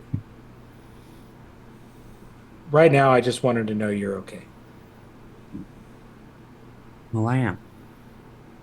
We'll talk later. All right. And yeah, she would just kind of gently wave over the bartender. Sure. This time it's not Lana, it's her husband Jack who comes over. Lana is currently busy serving a shark-toothed woman and a group of pierced booster gangers. Jack comes over. How can I help you? Got something to drink? Got lots to drink. You Got want something hard? Let's go with that. Yeah. All right. He reaches over. He takes a look at you, reaches one shelf higher, grabs a drink, pours it, leans it over. Tequila. You like tequila? Tequila's fine. You doing all right? Yeah, I'm doing fine. Right. He nods and walks away. Mhm. Frosty, you look over at the bar as you're standing there. You see a woman kind of sitting down at the other end. Uh, just got served a drink. The crowd isn't that big yet, so there aren't that many people at the bar. Most of the people you see at the bar are like clear regulars. This woman you see at the other end kind of looks like she doesn't know the place. She's looking around like at all the different things, and seems to be taking it in. Sky, what does Lich Queen look like? Yeah, so Lich Queen is 5'5". She's relatively small, slightly athletic, but she seems very reclused, very like shy and kind of conserved with herself. She doesn't have very much obvious cyberware besides her two glowing reddish eyes. Um, yeah. Right. Somewhere on her person within her armor, there would be her cyber deck that would be slightly poked out. But All right. Well, Frosty, why don't Bruce make a perception check to see if she notices the cyber deck? Mm.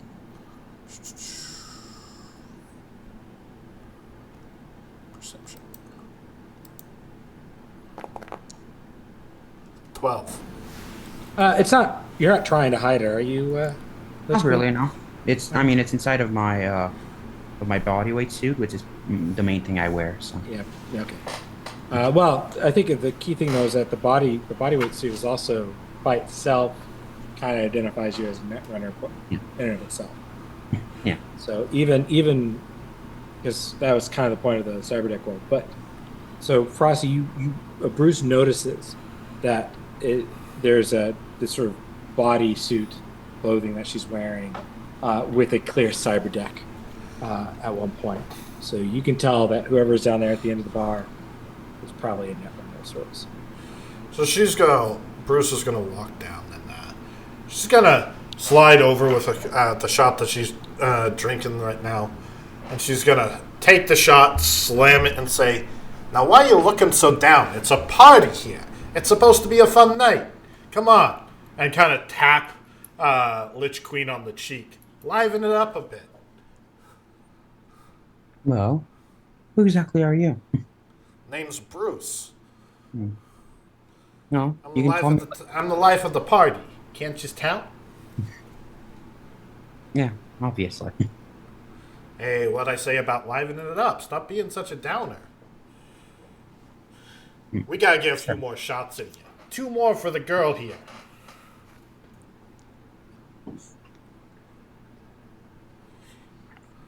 Right? Do you drink the shots there, Lich Queen? I will. Make her resist torture drugs for me. All right. Man, y'all are all seasoned drinkers. You're all to 17. You take the shots, you barely even feel it. But yeah, you are feeling that nice warm feeling in your limbs. Yeah. And Bruce, why don't you make a conversation roll for me? See how well you can kind of like. This is our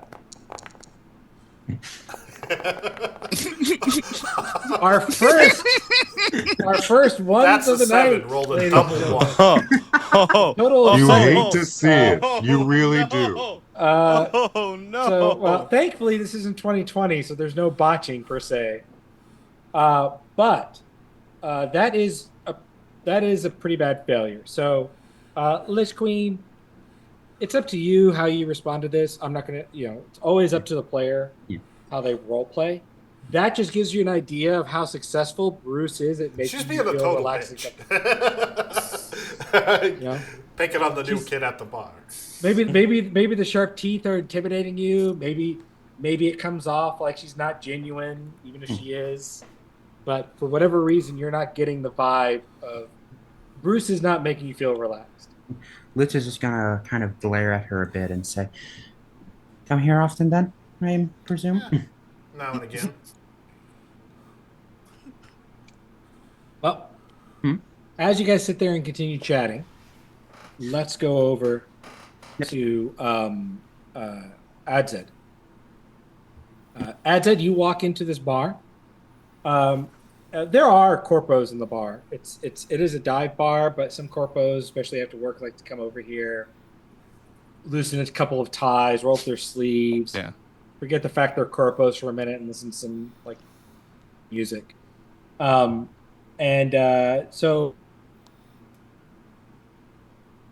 Froze a little. You're frozen, David. how am I now? No, you're good.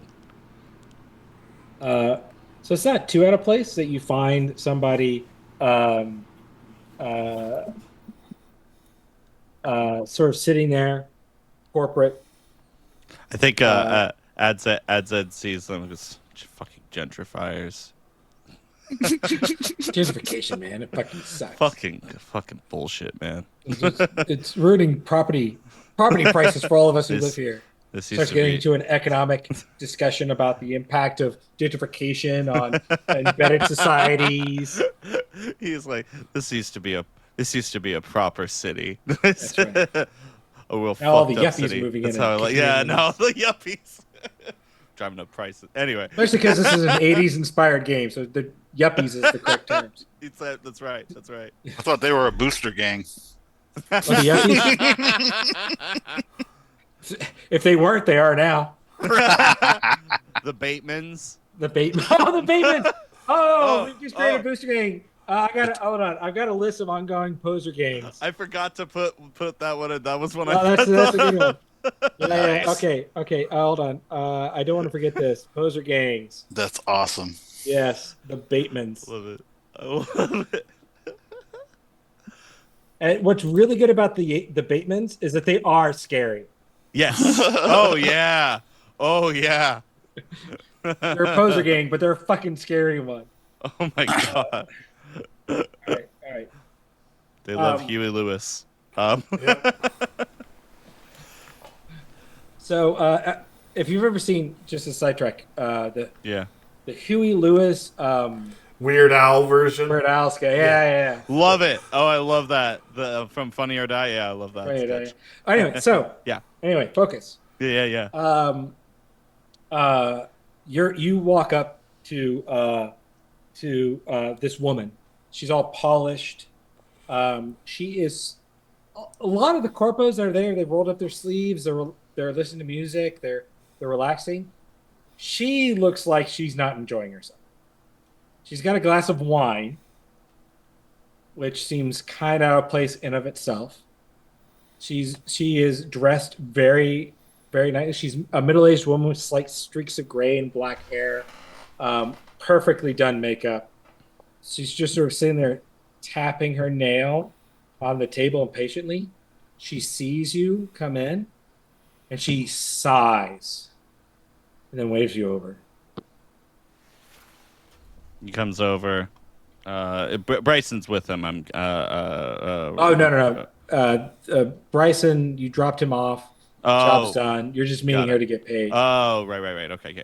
Yeah. So, he walks. He nods and walks over. He recognizes her. Right? Yeah, he does. Elena Creel is her name. Elena Kryn. Creel. You said Kreel. Creel. Creel. Real food. That's Love it. Perfect reverse, yeah. So yeah, she looks at you when you come over. Says, "Thank God you are finally here. I couldn't stand to hear this noise that they call music again. It's almost as bad as that samurai group I keep hearing about. It's not so bad when you get used to it. Don't spare me, please. All right. He snickers. Let's get this over. All right. She slides you your creds, which is not to be mean to you, it's part of your starting creds for building your character. But she slides you your creds. You do notice that it's a little less than you were expecting. Hmm. And as she slides it over, she says, I heard you picked up some passengers, much to the chagrin of our client. I do want to remind you that we are a client-focused service, and the client's needs always come first. We got it. We got there on time. We got there with no problems, but I get that I you're. believe the client made a request which you denied. Mm. Is that not true? I can raise a dispute if you want to dispute the client's record, but he said that you picked up passengers No, Presley did not want in his vehicle. it's not worth it. I'll take the cut. Thank you for understanding. As long as you're willing to take the cut, I don't mind. But as a reminder, client-facing service, client decides the job, not you. Fair enough. If you had seen the girl, I think you would have done the same thing. She looks at you. Her eyes kind of squint a bit. Mm-hmm. Make a human perception roll. Okay. Here we go. Oh no! Oh no! Oh, You rolled a 1. I rolled a Yeah, yeah. This corpo, this clear bitch, might have done the same thing. It's possible. You have no reason to think otherwise. I mean, why wouldn't she? You know, she's one of the few with a soul. So you know, I'm sure she is. I'm sure she is. So he yes, thinks highly of her. He thinks That's highly two of bad ones in a Elena. row. That is, it's true.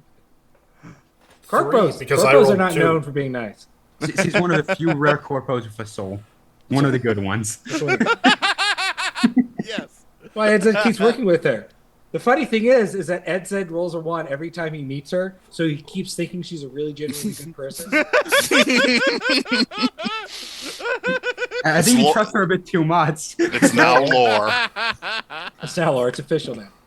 Sometimes my intelligence scares even me. That's right. Yeah. Also, So- you are now officially the Dale Gribble. So I've got a -9 whenever I talk to her. That's right. So anyway, she stands up and leaves the bar almost in a bit too much of a hurry. And now you've got an evening at the Neon Group. Throw a bottle after her. You want to do that? Yeah. Oh, yeah, Frosty, you see this corpo. Frosty, why don't we say this? If you want to do that, why don't we make a perception roll, see if you overhear their conversation, see if you got a reason for a bottle. All right. Other than the fact that she's just a corpo. There are a lot of other corpos in the bar, so. Yeah, with a 15, they weren't being quiet. You overheard that conversation. So, yeah, do you want to throw a bottle? Yeah, yeah, absolutely. Make an athletics check. That's the difficulty for throwing something. I believe with athletics, I think it's probably around a 15 or could so. I roll something to maybe 17? see? No. Could I maybe roll to see what affiliation some of the corpos here are? Oh, Like Sure. company? No, I'll let Wouldn't you that be like a choose. I'll let you business make there's a couple different rolls you can make. I'll let you make a business roll. You can make an education roll. Yeah, I think those are probably fair. Okay, I'll do education then.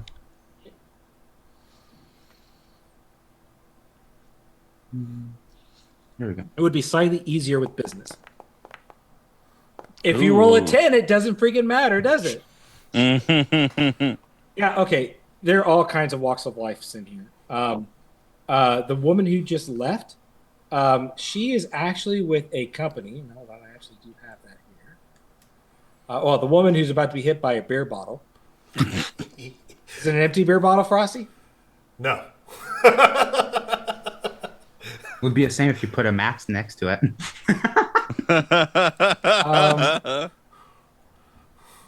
It is from a company called Scimitar Limited.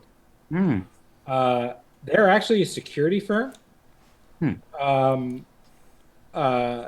do all kinds of various sort of security jobs, mostly for various neighborhoods.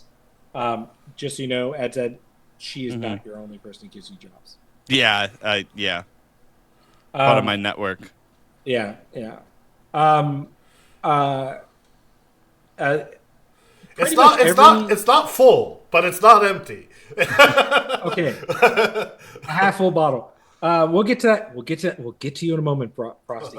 Don't you worry. The other companies that you see in here run the gambit.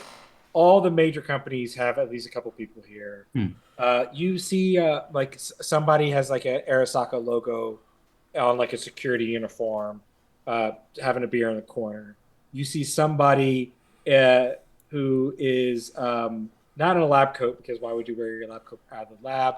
But looks like maybe a sciencey type kind of thing, which you recognize just based off of like they have like a logo on their computer bag, right, for their laptop that has like the Biotechnica logo on it, and then you see so pretty much all the major companies are represented here in some form or another.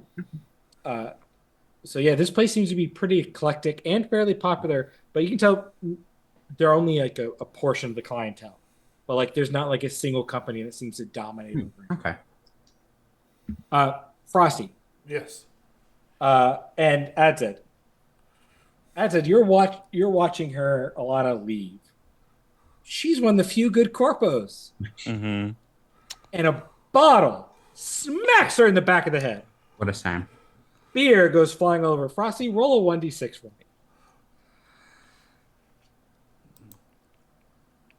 Does Adzed see from whence that bottle was thrown? From whom's Oh that yeah, bottle? I don't think it's hard to figure out who threw the bottle. And, Unless Frosty, you want to try to hide it. No. Why would I hide it? I didn't think you would.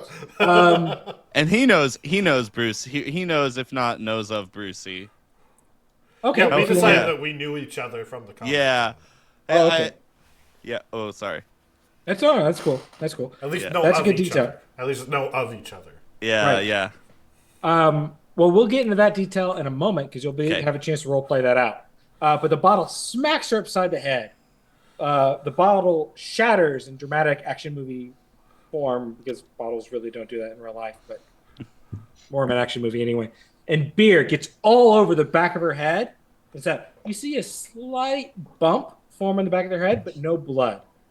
The bottle did not hit her hard enough to cut the scalp or anything. But she goes, oh, fuck! What the hell?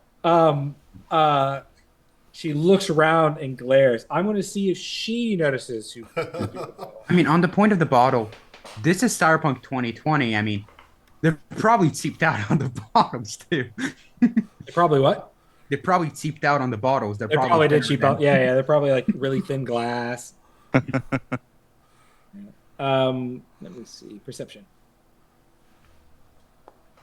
Ooh, that's not great. You're not trying to hide, right, Frost? No, Bruce is like elbowed up on the bar, like facing.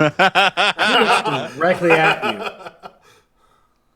Give her a She wink. sort of straightens up her jacket. He buttons it up in the front. And she goes and turns and walks away. Makes a biting motion in the air. Chomp. As she walks away, Frosty, you think you have made an impression. See if that... You ever have to deal with Scimitar Unlimited? Maybe that'll cause you problems. We'll find out. All right. But yes, so, yeah, well, that's a great opportunity then for Adzed. You turn, you see who threw the beer bottle, and you recognize the person. But the two of you have to find this relationship, so why don't you play out a bit about what it's like? Adzed goes, is that fucking Brucey? Who else? Brucey, goddamn. Adzed, you remember me? Yeah, bumped into you a few times on the street. You know, the fight. Yeah. And that was, that's one of my, Were you at the party last night? I blacked out. Man, I haven't been to a party in a little bit, man.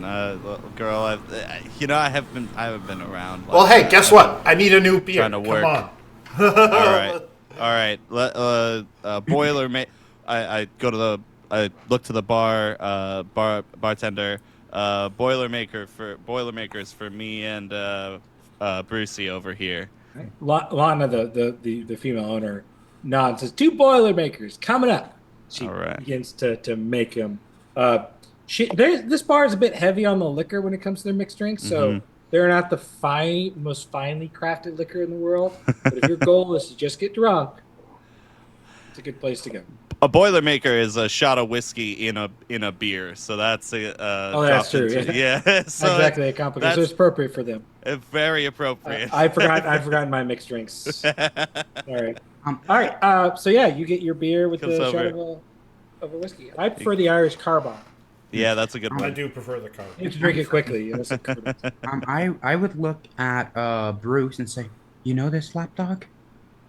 Oh yeah, this guy kicks total ass. Just watch. Trustworthy guy to have around in the combat zone if you're ever running into trouble, or you don't got a street gang like me to watch your back. You know, I'm always making friends. Ain't that right, Edzed? Oh, you're making friends. You're making yeah. Who was What do you that call it? piece of shit that you were just talking to? Well, she's a client, or she was. More of a, I guess, less of a client and more of a someone who was getting me jobs. So, you know. Well, hopefully I you think, don't got to worry about her anymore. Anyways, think this is my new friend. she costs you a line of work, and that's a good thing. Scimitar Limited, isn't it? yeah, you called it. Yeah, scimitar. Yeah. She's one of the she you know, she always seemed all right to me, one of the good So- corpos, but So when exactly did you start becoming a corpos carpet? when I got 800 Eddie debt that I'm trying to fucking pay off. Those fucking tiger claws, man. They fucked me over. So yeah, gotta pay that shit off. Or, you know, find another way, I guess. But, you know. I Trying to- would, if possible, like to say in Chinese to him to try and like scare him a little. Pay me up. So does Adzed speak Chinese? He does not speak Chinese. I think he knows the difference between like Mandarin. I'm assuming Mandarin. Yes. I think he knows what Mandarin sounds like and versus Japanese. They are very different sounding languages. They are very, and he's heard them speak in Japanese enough times. He's just like, don't fuck with me. Well, aren't Don't Tiger fuck- Claws a Chinese gang? Who? I think they They're are generic. Japanese. They are. The they- the video game kind of plays them more that way. But Are they I think they're more broad than that in terms of like their East more of an Asian, East Asian. like Korean, Chinese, Japanese kind of? I'm sure. Okay, gotcha. I'm sure once it gets posted on YouTube, somebody in the comments will correct us and tell us we're all wrong. But Right. I think it's like, don't fuck with me. Who are you? Who are you? I've never seen you around before. They're a party pooper that I've been trying to cheer up. Well, I'm just, a net runner living in this district. You're in the combat zone? Yep. All right. Well, hey, I don't like it. welcome. Welcome. How long you been here? I haven't seen you around. Yeah. This is kind of my well, this area is not really mine, but the combat zone's kind of my hood, right? Am I right, Brucey? Oh yeah, you own the place. It's on. You got the deed and everything. Well, been staying here for the last couple of years. Well, welcome. I'm glad to Gav, what's your name? You got a handle you go by? You can call me Litz. Lich. All right. Adzed. Lich the bitch. Got it. Lich the bitch. And with that, the doors to the bar open up again, and walks in two new individuals. Oh, Adzed, we did not get a chance to describe your character. You want to do? That's right. Sure, I will give that. So, when Adzed had walked in, he kind of fits in a punk bar. He's got his like I said, his samurai shirt is long, tattered, ripped off sleeves. He's like 5'10", He's not crazy tall, but he's like average male height. Not skinny, but not like he's not he's not built, but he's like good, you know? He's like he definitely gets around. He works a little bit, you know? He works out a little bit. He's got a kind of a not a full mohawk, but he's got a kind of a top hawk that he just kind of leaves down, kind of undercut, stripe cut along the sides, and he's got some EMP threading and stuff. He's got what else was the other one? Yeah, no, it was just the EMP threading, and he's, you know, kind of a typical, you know, rugged, somewhat kind of handsome, but you know, he's also been through it enough. You know, he's got some scars and shit. He's been through some fucking shit. So, yeah, that's Adzed. He's got a few tats too. Right. Nothing super descript, but yeah. Sure. So, Yeah. yes, Javi and Black Raven, also known as X. You walk into the Neon Group. The currently, it looks like as you walk into the bar, they are the band they've had like what looks to be an open mic night, and as you walk in, there is a band. It looks like a proper band being set up. They got a keyboard. You see a bass guitar, and a drum set currently being set up. You see that there's a pretty good-sized crowd kind of right at the bar. Most of them seems to be some kind of booster gang with like piercings and stuff like that. But there's like other individuals of all different types, including someone with a shark mouth, some guy with like tattoos, EMP threading, and punk samurai shirt, and some woman who is clearly decked out to be a netrunner. Kind of like all lingering around in a big mass. But you guys walk in there. I'm assuming you guys grab a table, grab a booth. Yeah. Well, as we walk in, whoever's might be noticing as they walk in is I've already described Hobby, 6-foot-ish, around 180, wearing the brown leather jacket with the nomad symbols on and necklace With a silk shirt. Yeah, with a silk shirt and nice Urban Flash jeans and shiny snakeskin boots. He's reaching back, and there's a little red flash at the end of his fingertips. They won't hear the doot doot as he sets the locks on his van. But he walks in, tucking the keys away, and he's looking around, and he looks over at Black Raven and says, "Hey, well, this is the place. I haven't been here before." Then he sees shark teeth, and he's like, "Let's go sit over here." Like away from the shark teeth. Yeah. And the booster and the gang looking guy with the appropriate response. Right. Appropriate response. Right. Yeah. You know that especially because I'm assuming, Bruce, if you do notice him walk in, you're probably going to flash him a big smile. Yeah. Yeah. He does a right turn or left turn and goes over to a booth. I almost have an image like you're walking towards the bar, Bruce turns, big smile, and suddenly just turns. Yeah.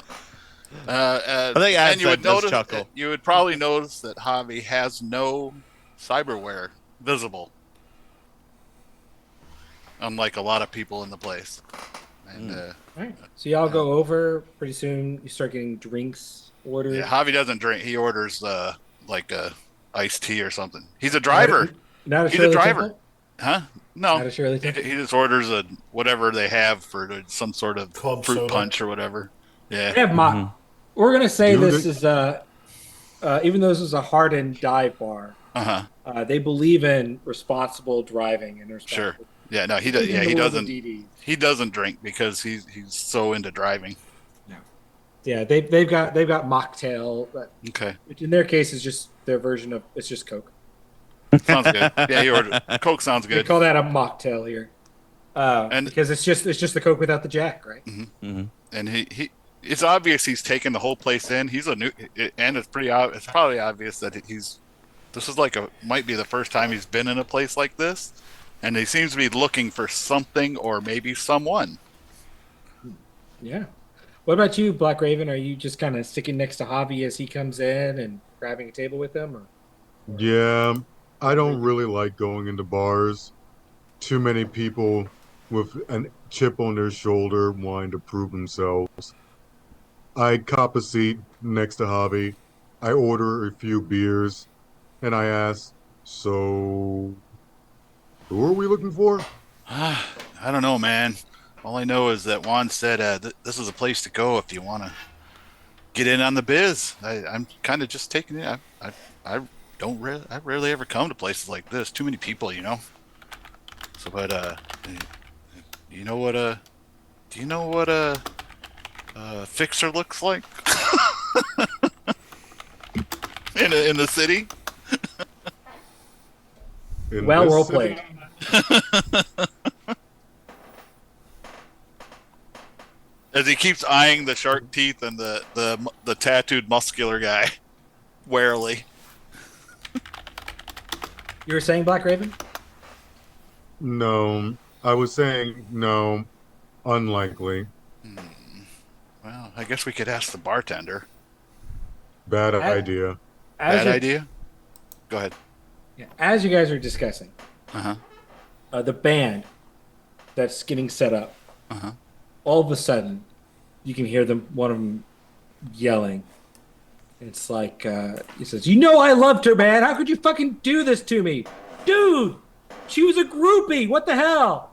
Fuck you, man." And then suddenly a punch goes right into the square jaw of the other one. And they begin to tussle up on the stage. People are running up to their ass, trying to separate them, things like that. A gun gets pulled out. Suddenly, like, the bouncer of the bar comes running up and tackles the drummer who pulled out a gun. A fire goes out. The band gets picked up. And As they're all doing that, Bruce is going to run and jump on stage, grab the mic, and just say, 1, 2, fuck you, and start singing. You begin to scream into that. And there's a whole ruckus going on. People don't notice you. A woman walks up to you. And I'll share a picture of her.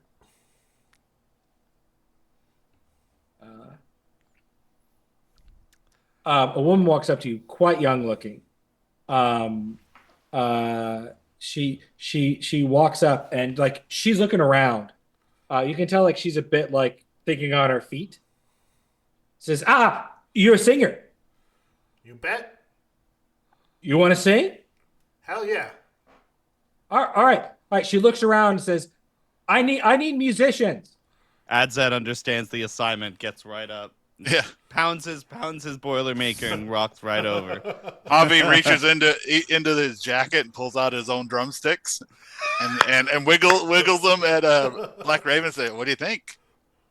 I put them down. I like lower your hand. I'm like, "Dude, what the hell are you doing?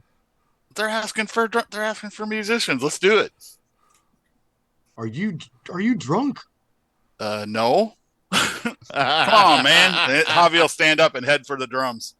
I A look drum- at you as you're walking away, Mhm. and there is obvious confliction. And Javi's like, "Dude, she's cute as heck."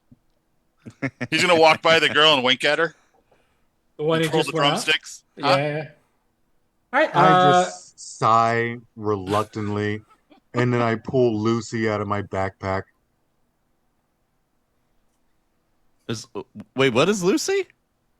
My bass guitar. Oh, He doesn't leave home without it, holy shit! I love it. or the motorhome. The woman who is up there on the stage. Uh-huh. We got a keyboard here. We got a keyboard. You remember I said there was a keyboard, a drum guitar? Although apparently I didn't need Yeah, a drum so- guitar. Yeah. Okay. Raven would eventually just sigh and get up. I'll join. All right, so Lich Queen gets up onto the stage. All right. She goes, "Great, you guys, everybody. We got a band. Yay!" Everyone in the group's like, "What the fuck is going on?" Yeah, It's I'm like, very it- confused. being the everyone's drummer, Javi would set a beat to get everybody's attention and on the same the beat. woman begins like clapping Uh-huh. and like starts motioning to the crowd, and the crowd Uh-huh. begins going on. Adzed We'll just try plays and the psych first. up the crowd. Adzed All right. plays the first 4-chord riff he can think of. All right. All right, so do you all begin kind of like trying to jam together, try to see if you can get something Yeah, together? he's gonna. Well, Does they Javi get know, going and get set up, and Does and Javi everything. know I'm the trying song? to liven up the crowd. Yeah. Does Yeah. Javi know the song that Bruce is trying to sing? No, Okay. but we'll get it's to a that. blues We'll get to track that. on B. Watch out for the changes and try and keep up. There you go. Okay, Great Frosty, reference. Great reference. make for me an acting role. That'd be like your attempt to like liven up the crowd.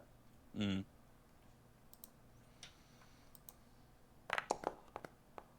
Oh, 16. 16, solid roll. The crowd begins to like, all right, yeah, all right. They kind of like, you start getting them clapping. You get a couple of like fuck yous in there, so people are like, yeah, fuck you. Like, what do you say? What do you do? Yeah, she's gonna shout 1, 2, fuck you, and go into some old punk song. Beat on the Brat by the Ramones. There you go. Yeah. Get on the There you go. There All you right, go. so people begin to jam out. So what we're going to do, I'm going to ask each of you how you're performing. Like, so what are you going to do? And then I'm going to ask you to do a couple of rolls, and we'll see how well y'all do as a group. So, Frosty, you've already done your bit to liven up the crowd, and you're going into your song, your kind of your punk song. Describe like your singing style. She's got a little bit of a rasp to her voice, but there's a deep, kind of solid tone to it. Bruce, her accent kind of disappears when she's singing. Just gets into the tone, and you can tell that she's got these really deep, solid sort of harmony and melody with her own voice, and she's pushing it and kind of even just hurting her own voice because she doesn't give a shit and like wants to put all the rage and hatred and just the street grime into every ounce of what she's singing. Good. Make a play instrument singing roll. I'm going to give you a +2 bonus. Do I And for put all of these that in rolls- the mods? Yeah, you put that as a mod.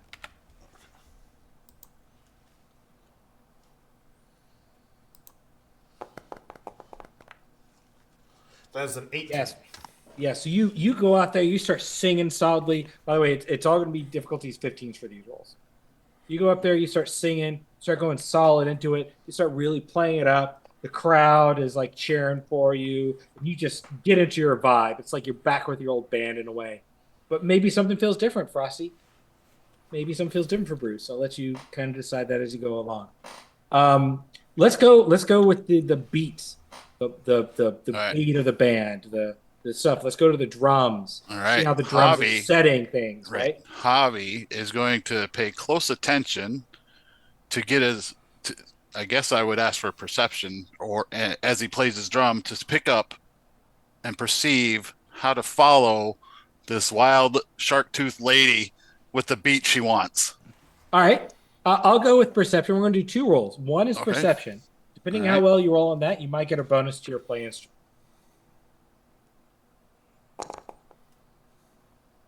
15, solid, not a great roll. The difficulty I said before Sure.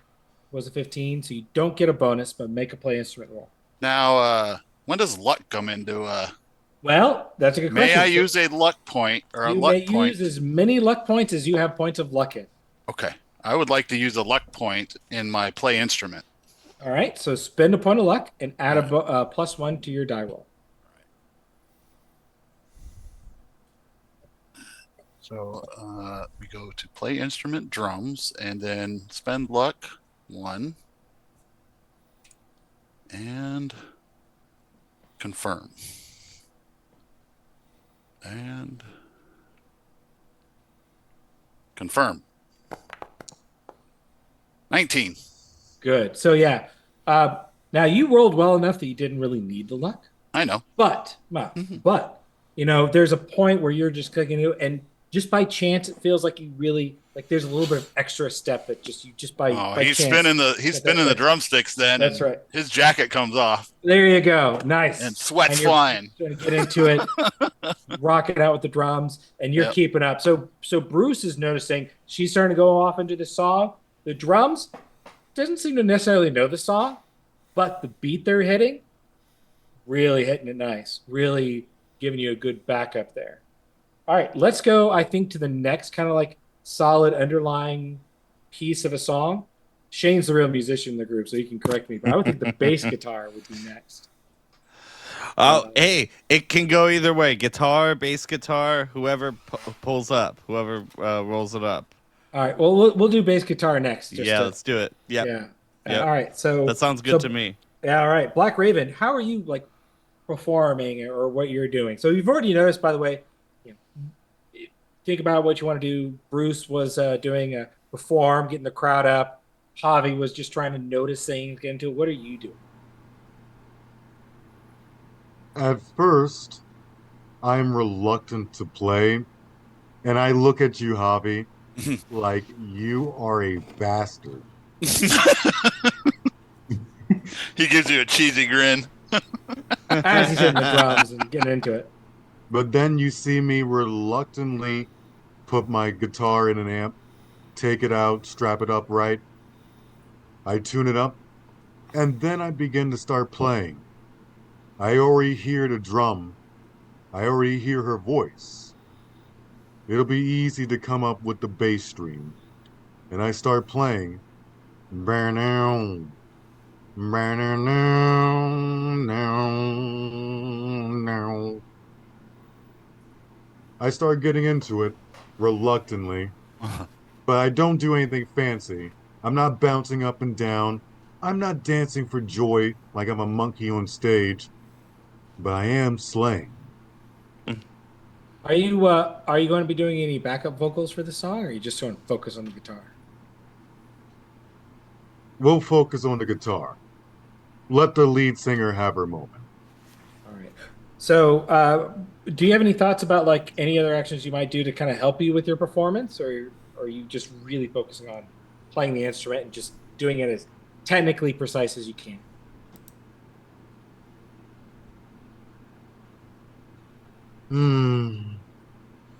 Honestly, no. I'm not the type of guy who uses flair, and that's That's fine. what you expect from the bass guy. That's fine. They're usually just very good at their job. You're focusing on the bass guitar. All right. Play your bass guitar. So make a roll for that. And Just because I can, I'm going to add 1 point of luck.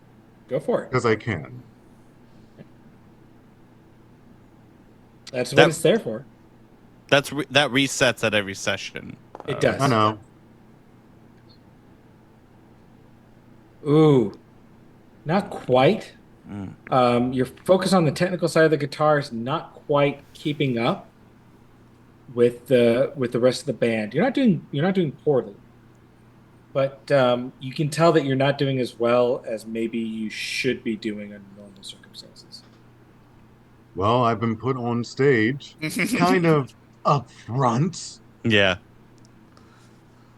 Against your will a little bit. Do you want to?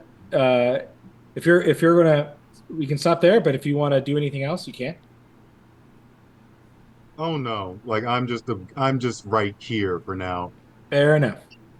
All right, yeah. All right, let's go to the guitarist. We'll finish with the keyboardist. That's it. I was gonna say, I think he clocks that Raven's having a little tough time getting into the groove. He knows this song that "Beat on the Brat." He knows that song. So he starts playing it, and he kind of does like the kind of thing where the guitarist like kind of comes up to the back of the, like back to back with the bassist, and he's like, yeah, check it out, and he's like trying to show him the exact riff and stuff, and like plays it and to kind of help Black Raven. He doesn't know this guy, but he sees he's playing. He's jammed before, and he tries to get him to go, and he's like really getting into it, like kind of banging his head a little bit, like really feeling the guitar, like a real really like a Angus Young kind of a thing, without the soloing part. He hasn't gotten to his solo yet. All right, yeah. All right, so definitely there's going to be a instrument guitar in there. Is there something else you wanted to add on to it? You're thinking with. I'm trying to think of like you're trying to like get him back on. I'm trying to think if there's another role we can do out of that. I'm wondering if maybe it's a like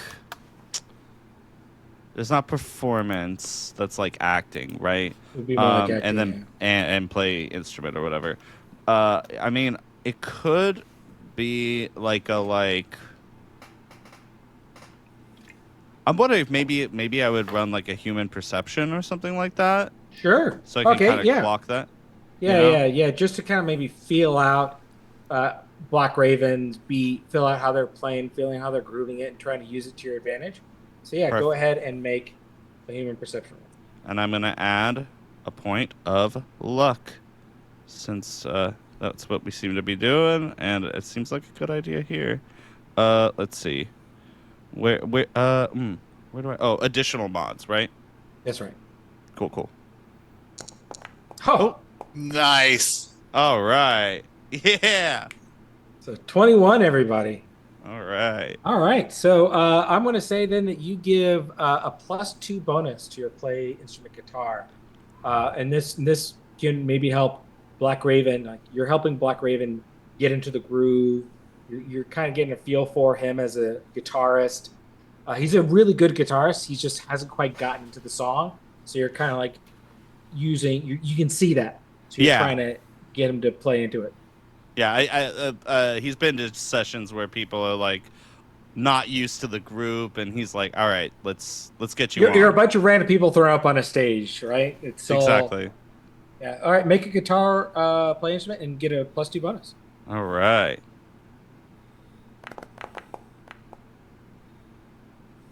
19. So you riff it really good. You kind of get Black Raven into it, and you kind of help get the band together. All right. Lich Queen. That brings us to you. What would you like to do? I would like to try and like look around for the thing, and I would like to start like adjusting my keyboard to fit with like the right key and instrument that would work best for this song. So if possible, I would like to roll basic tech for that. Sure. I think that makes sense. Try and get the keyboard set up right. Yeah, make a basic tech roll. Nice. Nice. Yes. Oh shit. Just so everybody on the stream can hear, Lich Queen, what did you roll? 33. Woo! You know what? So you more than got your 5 higher than the target number.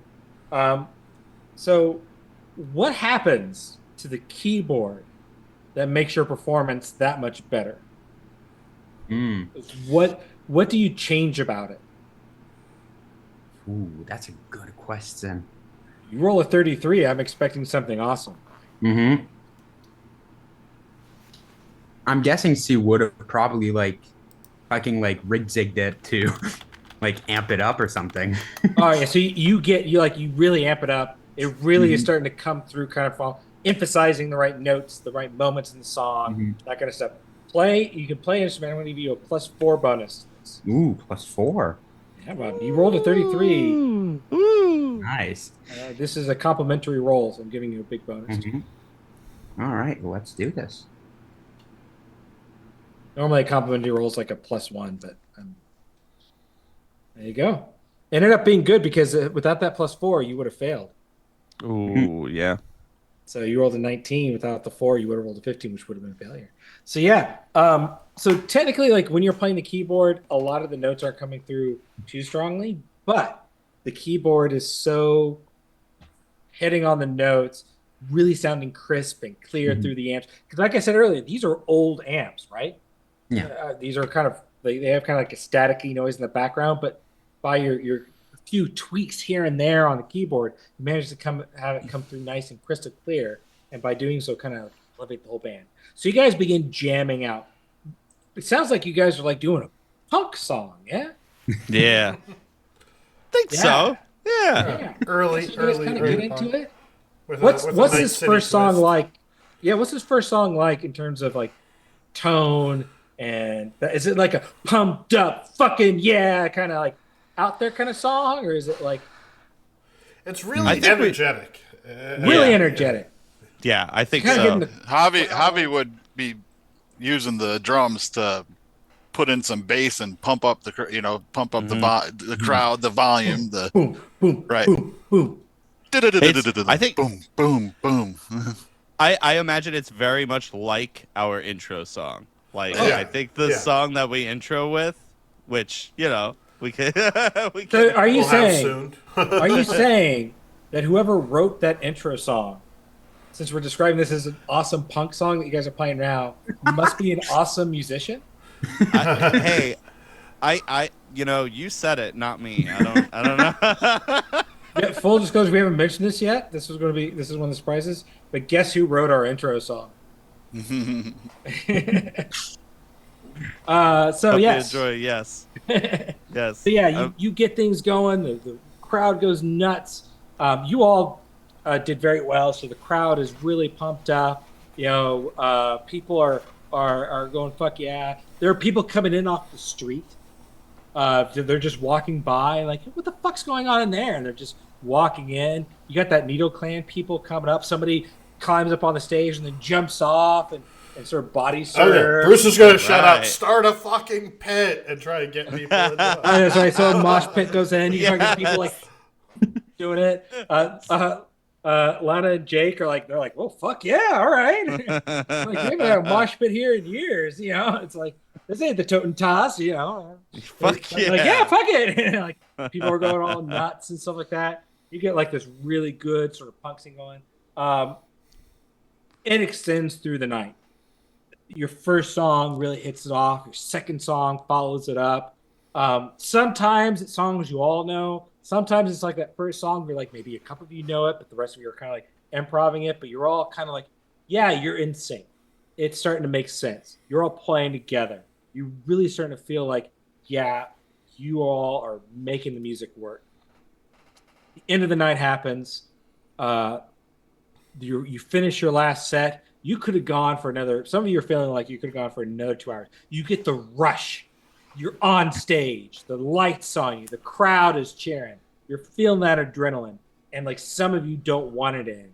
Maybe one or two of you are like, okay, I'm exhausted. Perhaps after the adrenaline All that, I fades. didn't even get in a fucking fight. This is a slow night for me. I don't Oh, know. no, You threw as a soon beer as bottle we at get somebody. I That want might to- cost you. Oh no! Happens weekend. As soon as my character has indicated that we can't stop, I want to stop. I still appreciate this hobby. So most of you are like all pumped up. Black Raven's like, I'm done. But by then the crowd has filed out. Things have sort of calmed down quite a bit. And as you guys are all kind of like settling down, you realize that the only people left in the bar at the end of the very last set are a couple of stragglers who Lana and Jack are trying to get out of the bar, and that woman who at the very beginning got you up on the stage. She's sitting there with a beer and she is clapping. Nice, solid clap. Says, really nice. Really nice. Come. Last beer's on me for the night. Sounds good to me. Edzed accepts, absolutely. Mm-hmm. Very kind. Yeah, she brings you over. She orders a round of beers. And she says, I am impressed. I've seen a lot of bands come through here. Most of them, they're all right, I guess. But y'all, considering the circumstances, I pulled your asses out of a crowd. Well, I pulled most of your asses out of the crowd. The bitch there just ran up on her own. But the rest of you I pulled out of the crowd. And y'all kicked it. Y'all did awesome. I would like to help you get more gigs. I could certainly shit. get to work. And that's it. You never told me you play. Why did you tell me you play? We could have been doing this sooner. I do all right. Look, y'all are great. I'm Toon. And that's what I go by. Tune? All of you may make Streetwise rolls to see if you know who she is. Uh, Tune as in Tune. Correct. Got it. It's almost like it's a musical themed campaign. Oh, almost, right? That's crazy. 11 for hobby. It's gonna be a difficulty 20. That'll be a 23. Sorry. Brad said. y'all are gonna be embarrassed when I roll this. Oh no. Oh, Well, you still got a 10. Still Yeah. failure. I'm spending 3 points of luck. oh, this is my first nat 1. It's after, the end of the night almost, so after 2 nat 10s, I got my first nat 1. it was For bound to happen, 24? right? It's Yeah. gonna happen to Alright. me. I have no idea who she is. Yes, probably not surprising, Bruce, that you've heard of her. It makes sense with the character's background anyway. Odds Ed, by chance you've heard of her. She is a fixer. She is not a big name in Night City, but she's a known name in Night City. She's young, she's ambitious, she's eager, and she mostly deals with, like, she's a fixer. She does some edge running jobs and things like that, but she's mostly focused on the music scene, like helping people get gigs, setting things up, kind of a manager type role. But in the world of Night City, on the street, the things often blend. Sometimes, you got to do the odd job here and there to get the gig or things like that. And Toon is somebody who, yeah, she's got a good rep. Two of you know that. She's somebody who you think, yeah, she can maybe, like, she's saying, like, I can get you gigs, and the two of you are like, yeah, maybe she can. You do merc work, Tool? Yeah, on Yeah? occasion. All right. In fact, I might even have a job for you if that's what you're looking for. I'm down. Always looking for a good fight. Didn't get any action tonight. Always. Well, whether or taking not this gigs. involves a fight depends on you. But I actually have something that's kind of, it's kind of tied to, y'all as a band. You want us to whack another band? No. Hobby just looks over. Y'all haven't even established yourselves. I'm impressed. I like you. I want to help you. I really don't. A band? Us? I don't even know most of these people. I don't know any of them except for him. That's okay. Try it on for a while, mister. See how it fits. Look, come on. You're a great musician. Hey, Why not? Yeah. Why not? Hey, you were killing because it on I'm not a that musician. bass. What's your name? I saw you play bass guitar. You did very well. You're a musician. What's I am not a musician. I'm a tech. Even better. You're an artiste. What's the difference? even fucking better. We need more techies who can actually fucking play something. Well, the job I have actually involves a tech. Well, okay, now you have my interest. Let me hear it. All right. Look, if y'all want to make it big, you need some good equipment, right? You got some good guitars, your instruments, they're your babies. By all means, you do it. What about your amps? What about your mics? What about all that shit, right? The stuff they have here, the stuff you played on stage, you heard it. It's old. No offense to that, but that's for their open mic nights. That's for the people who come in, they don't have their own gear, right? I know somebody. His name's TikTok. All right? TikTok, great tech, bit of a hoarder. He's got a prime amp. Would sound great. No matter what you play on it, it's going to sound crystal clear and glorious. What's that old movie from the 80s? You can turn it up to 11. It'll be great. Mm. All right? So. Back to the Future? No. The one about the band. I don't know. It has Spinal some. Tap. Yes, that's the one. Great movie. All right. Anyway, it's a great documentary. True to life. Yes, yes. So, just don't bring any tiny Stonehenges in. So yeah, we'll get you. You go out with him. You find him. I haven't been able to get in touch with him lately. See what's up. Get that amp. Is he just going to give it to us? Well, I mean, technically, I've already paid him for it. Oh, okay. So Technically, we just need to mention your name and that he owes you an amp. If he gives you trouble, then that's a problem between him and me. Yeah. All right, Roger. Gotcha. what do you mean? What do you mean technically? Well, I mean, we owe each other favors. I've done shit for him. He's done shit for me. Ah, It's his turn to give me something, and he's got an amp I want. So I he, see. so you haven't bought the amp from him, is what you're saying. Well, he knows he owes it to me. We've talked about it. Trust me. Trust me.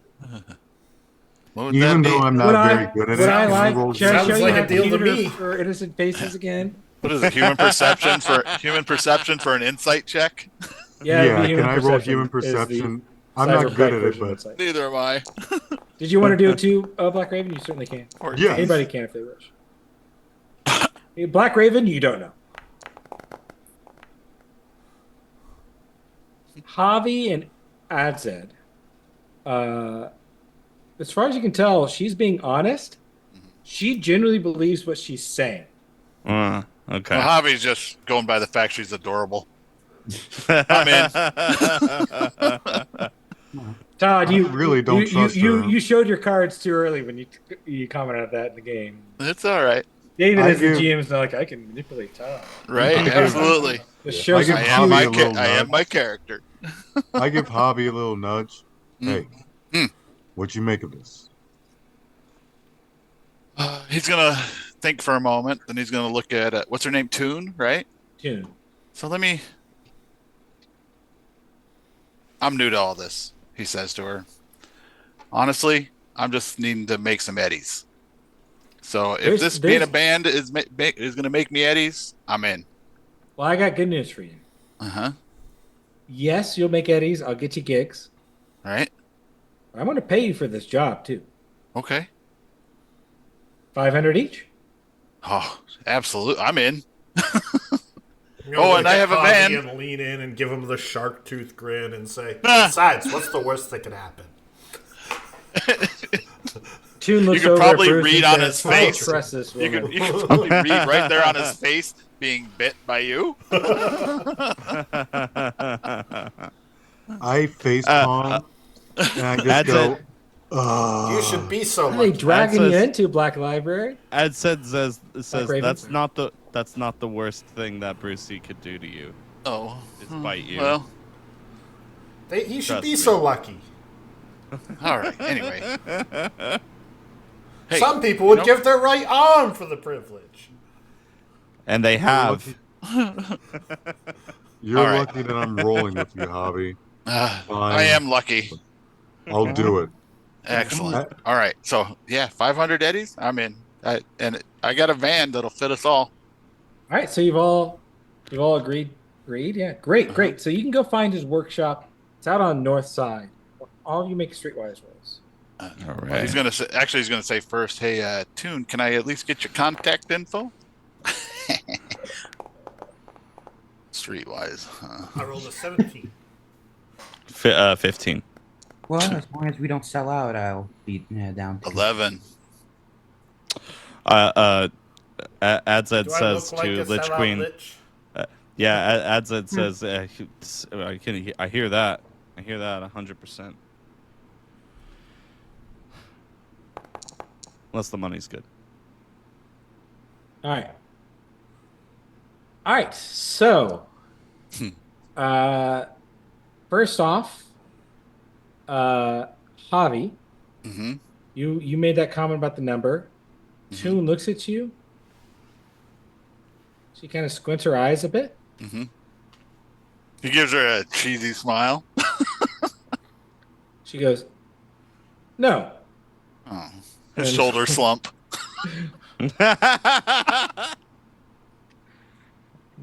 She saw right through you. You Oh. rolled well enough on human perception. Right through your flirty ways. Well, All right. I have no game. Bruce. Did nobody Black Raven and Lich Queen, did either of you want to do a streetwise roll? Listen, my streetwise is garbage. Sure. You can still get lucky and get a 10. Always good. Fine. Not. See? Oh, well, someone got lucky. Bird nap.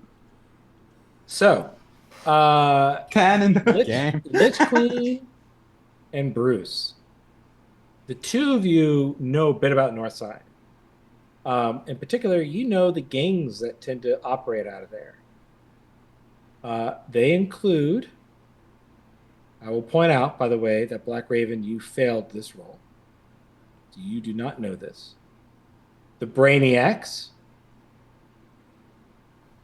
the Slaughterhouse, the Back Alley Brawlers, the Sacred Blades, and there are several organized mob groups that operate out of that area.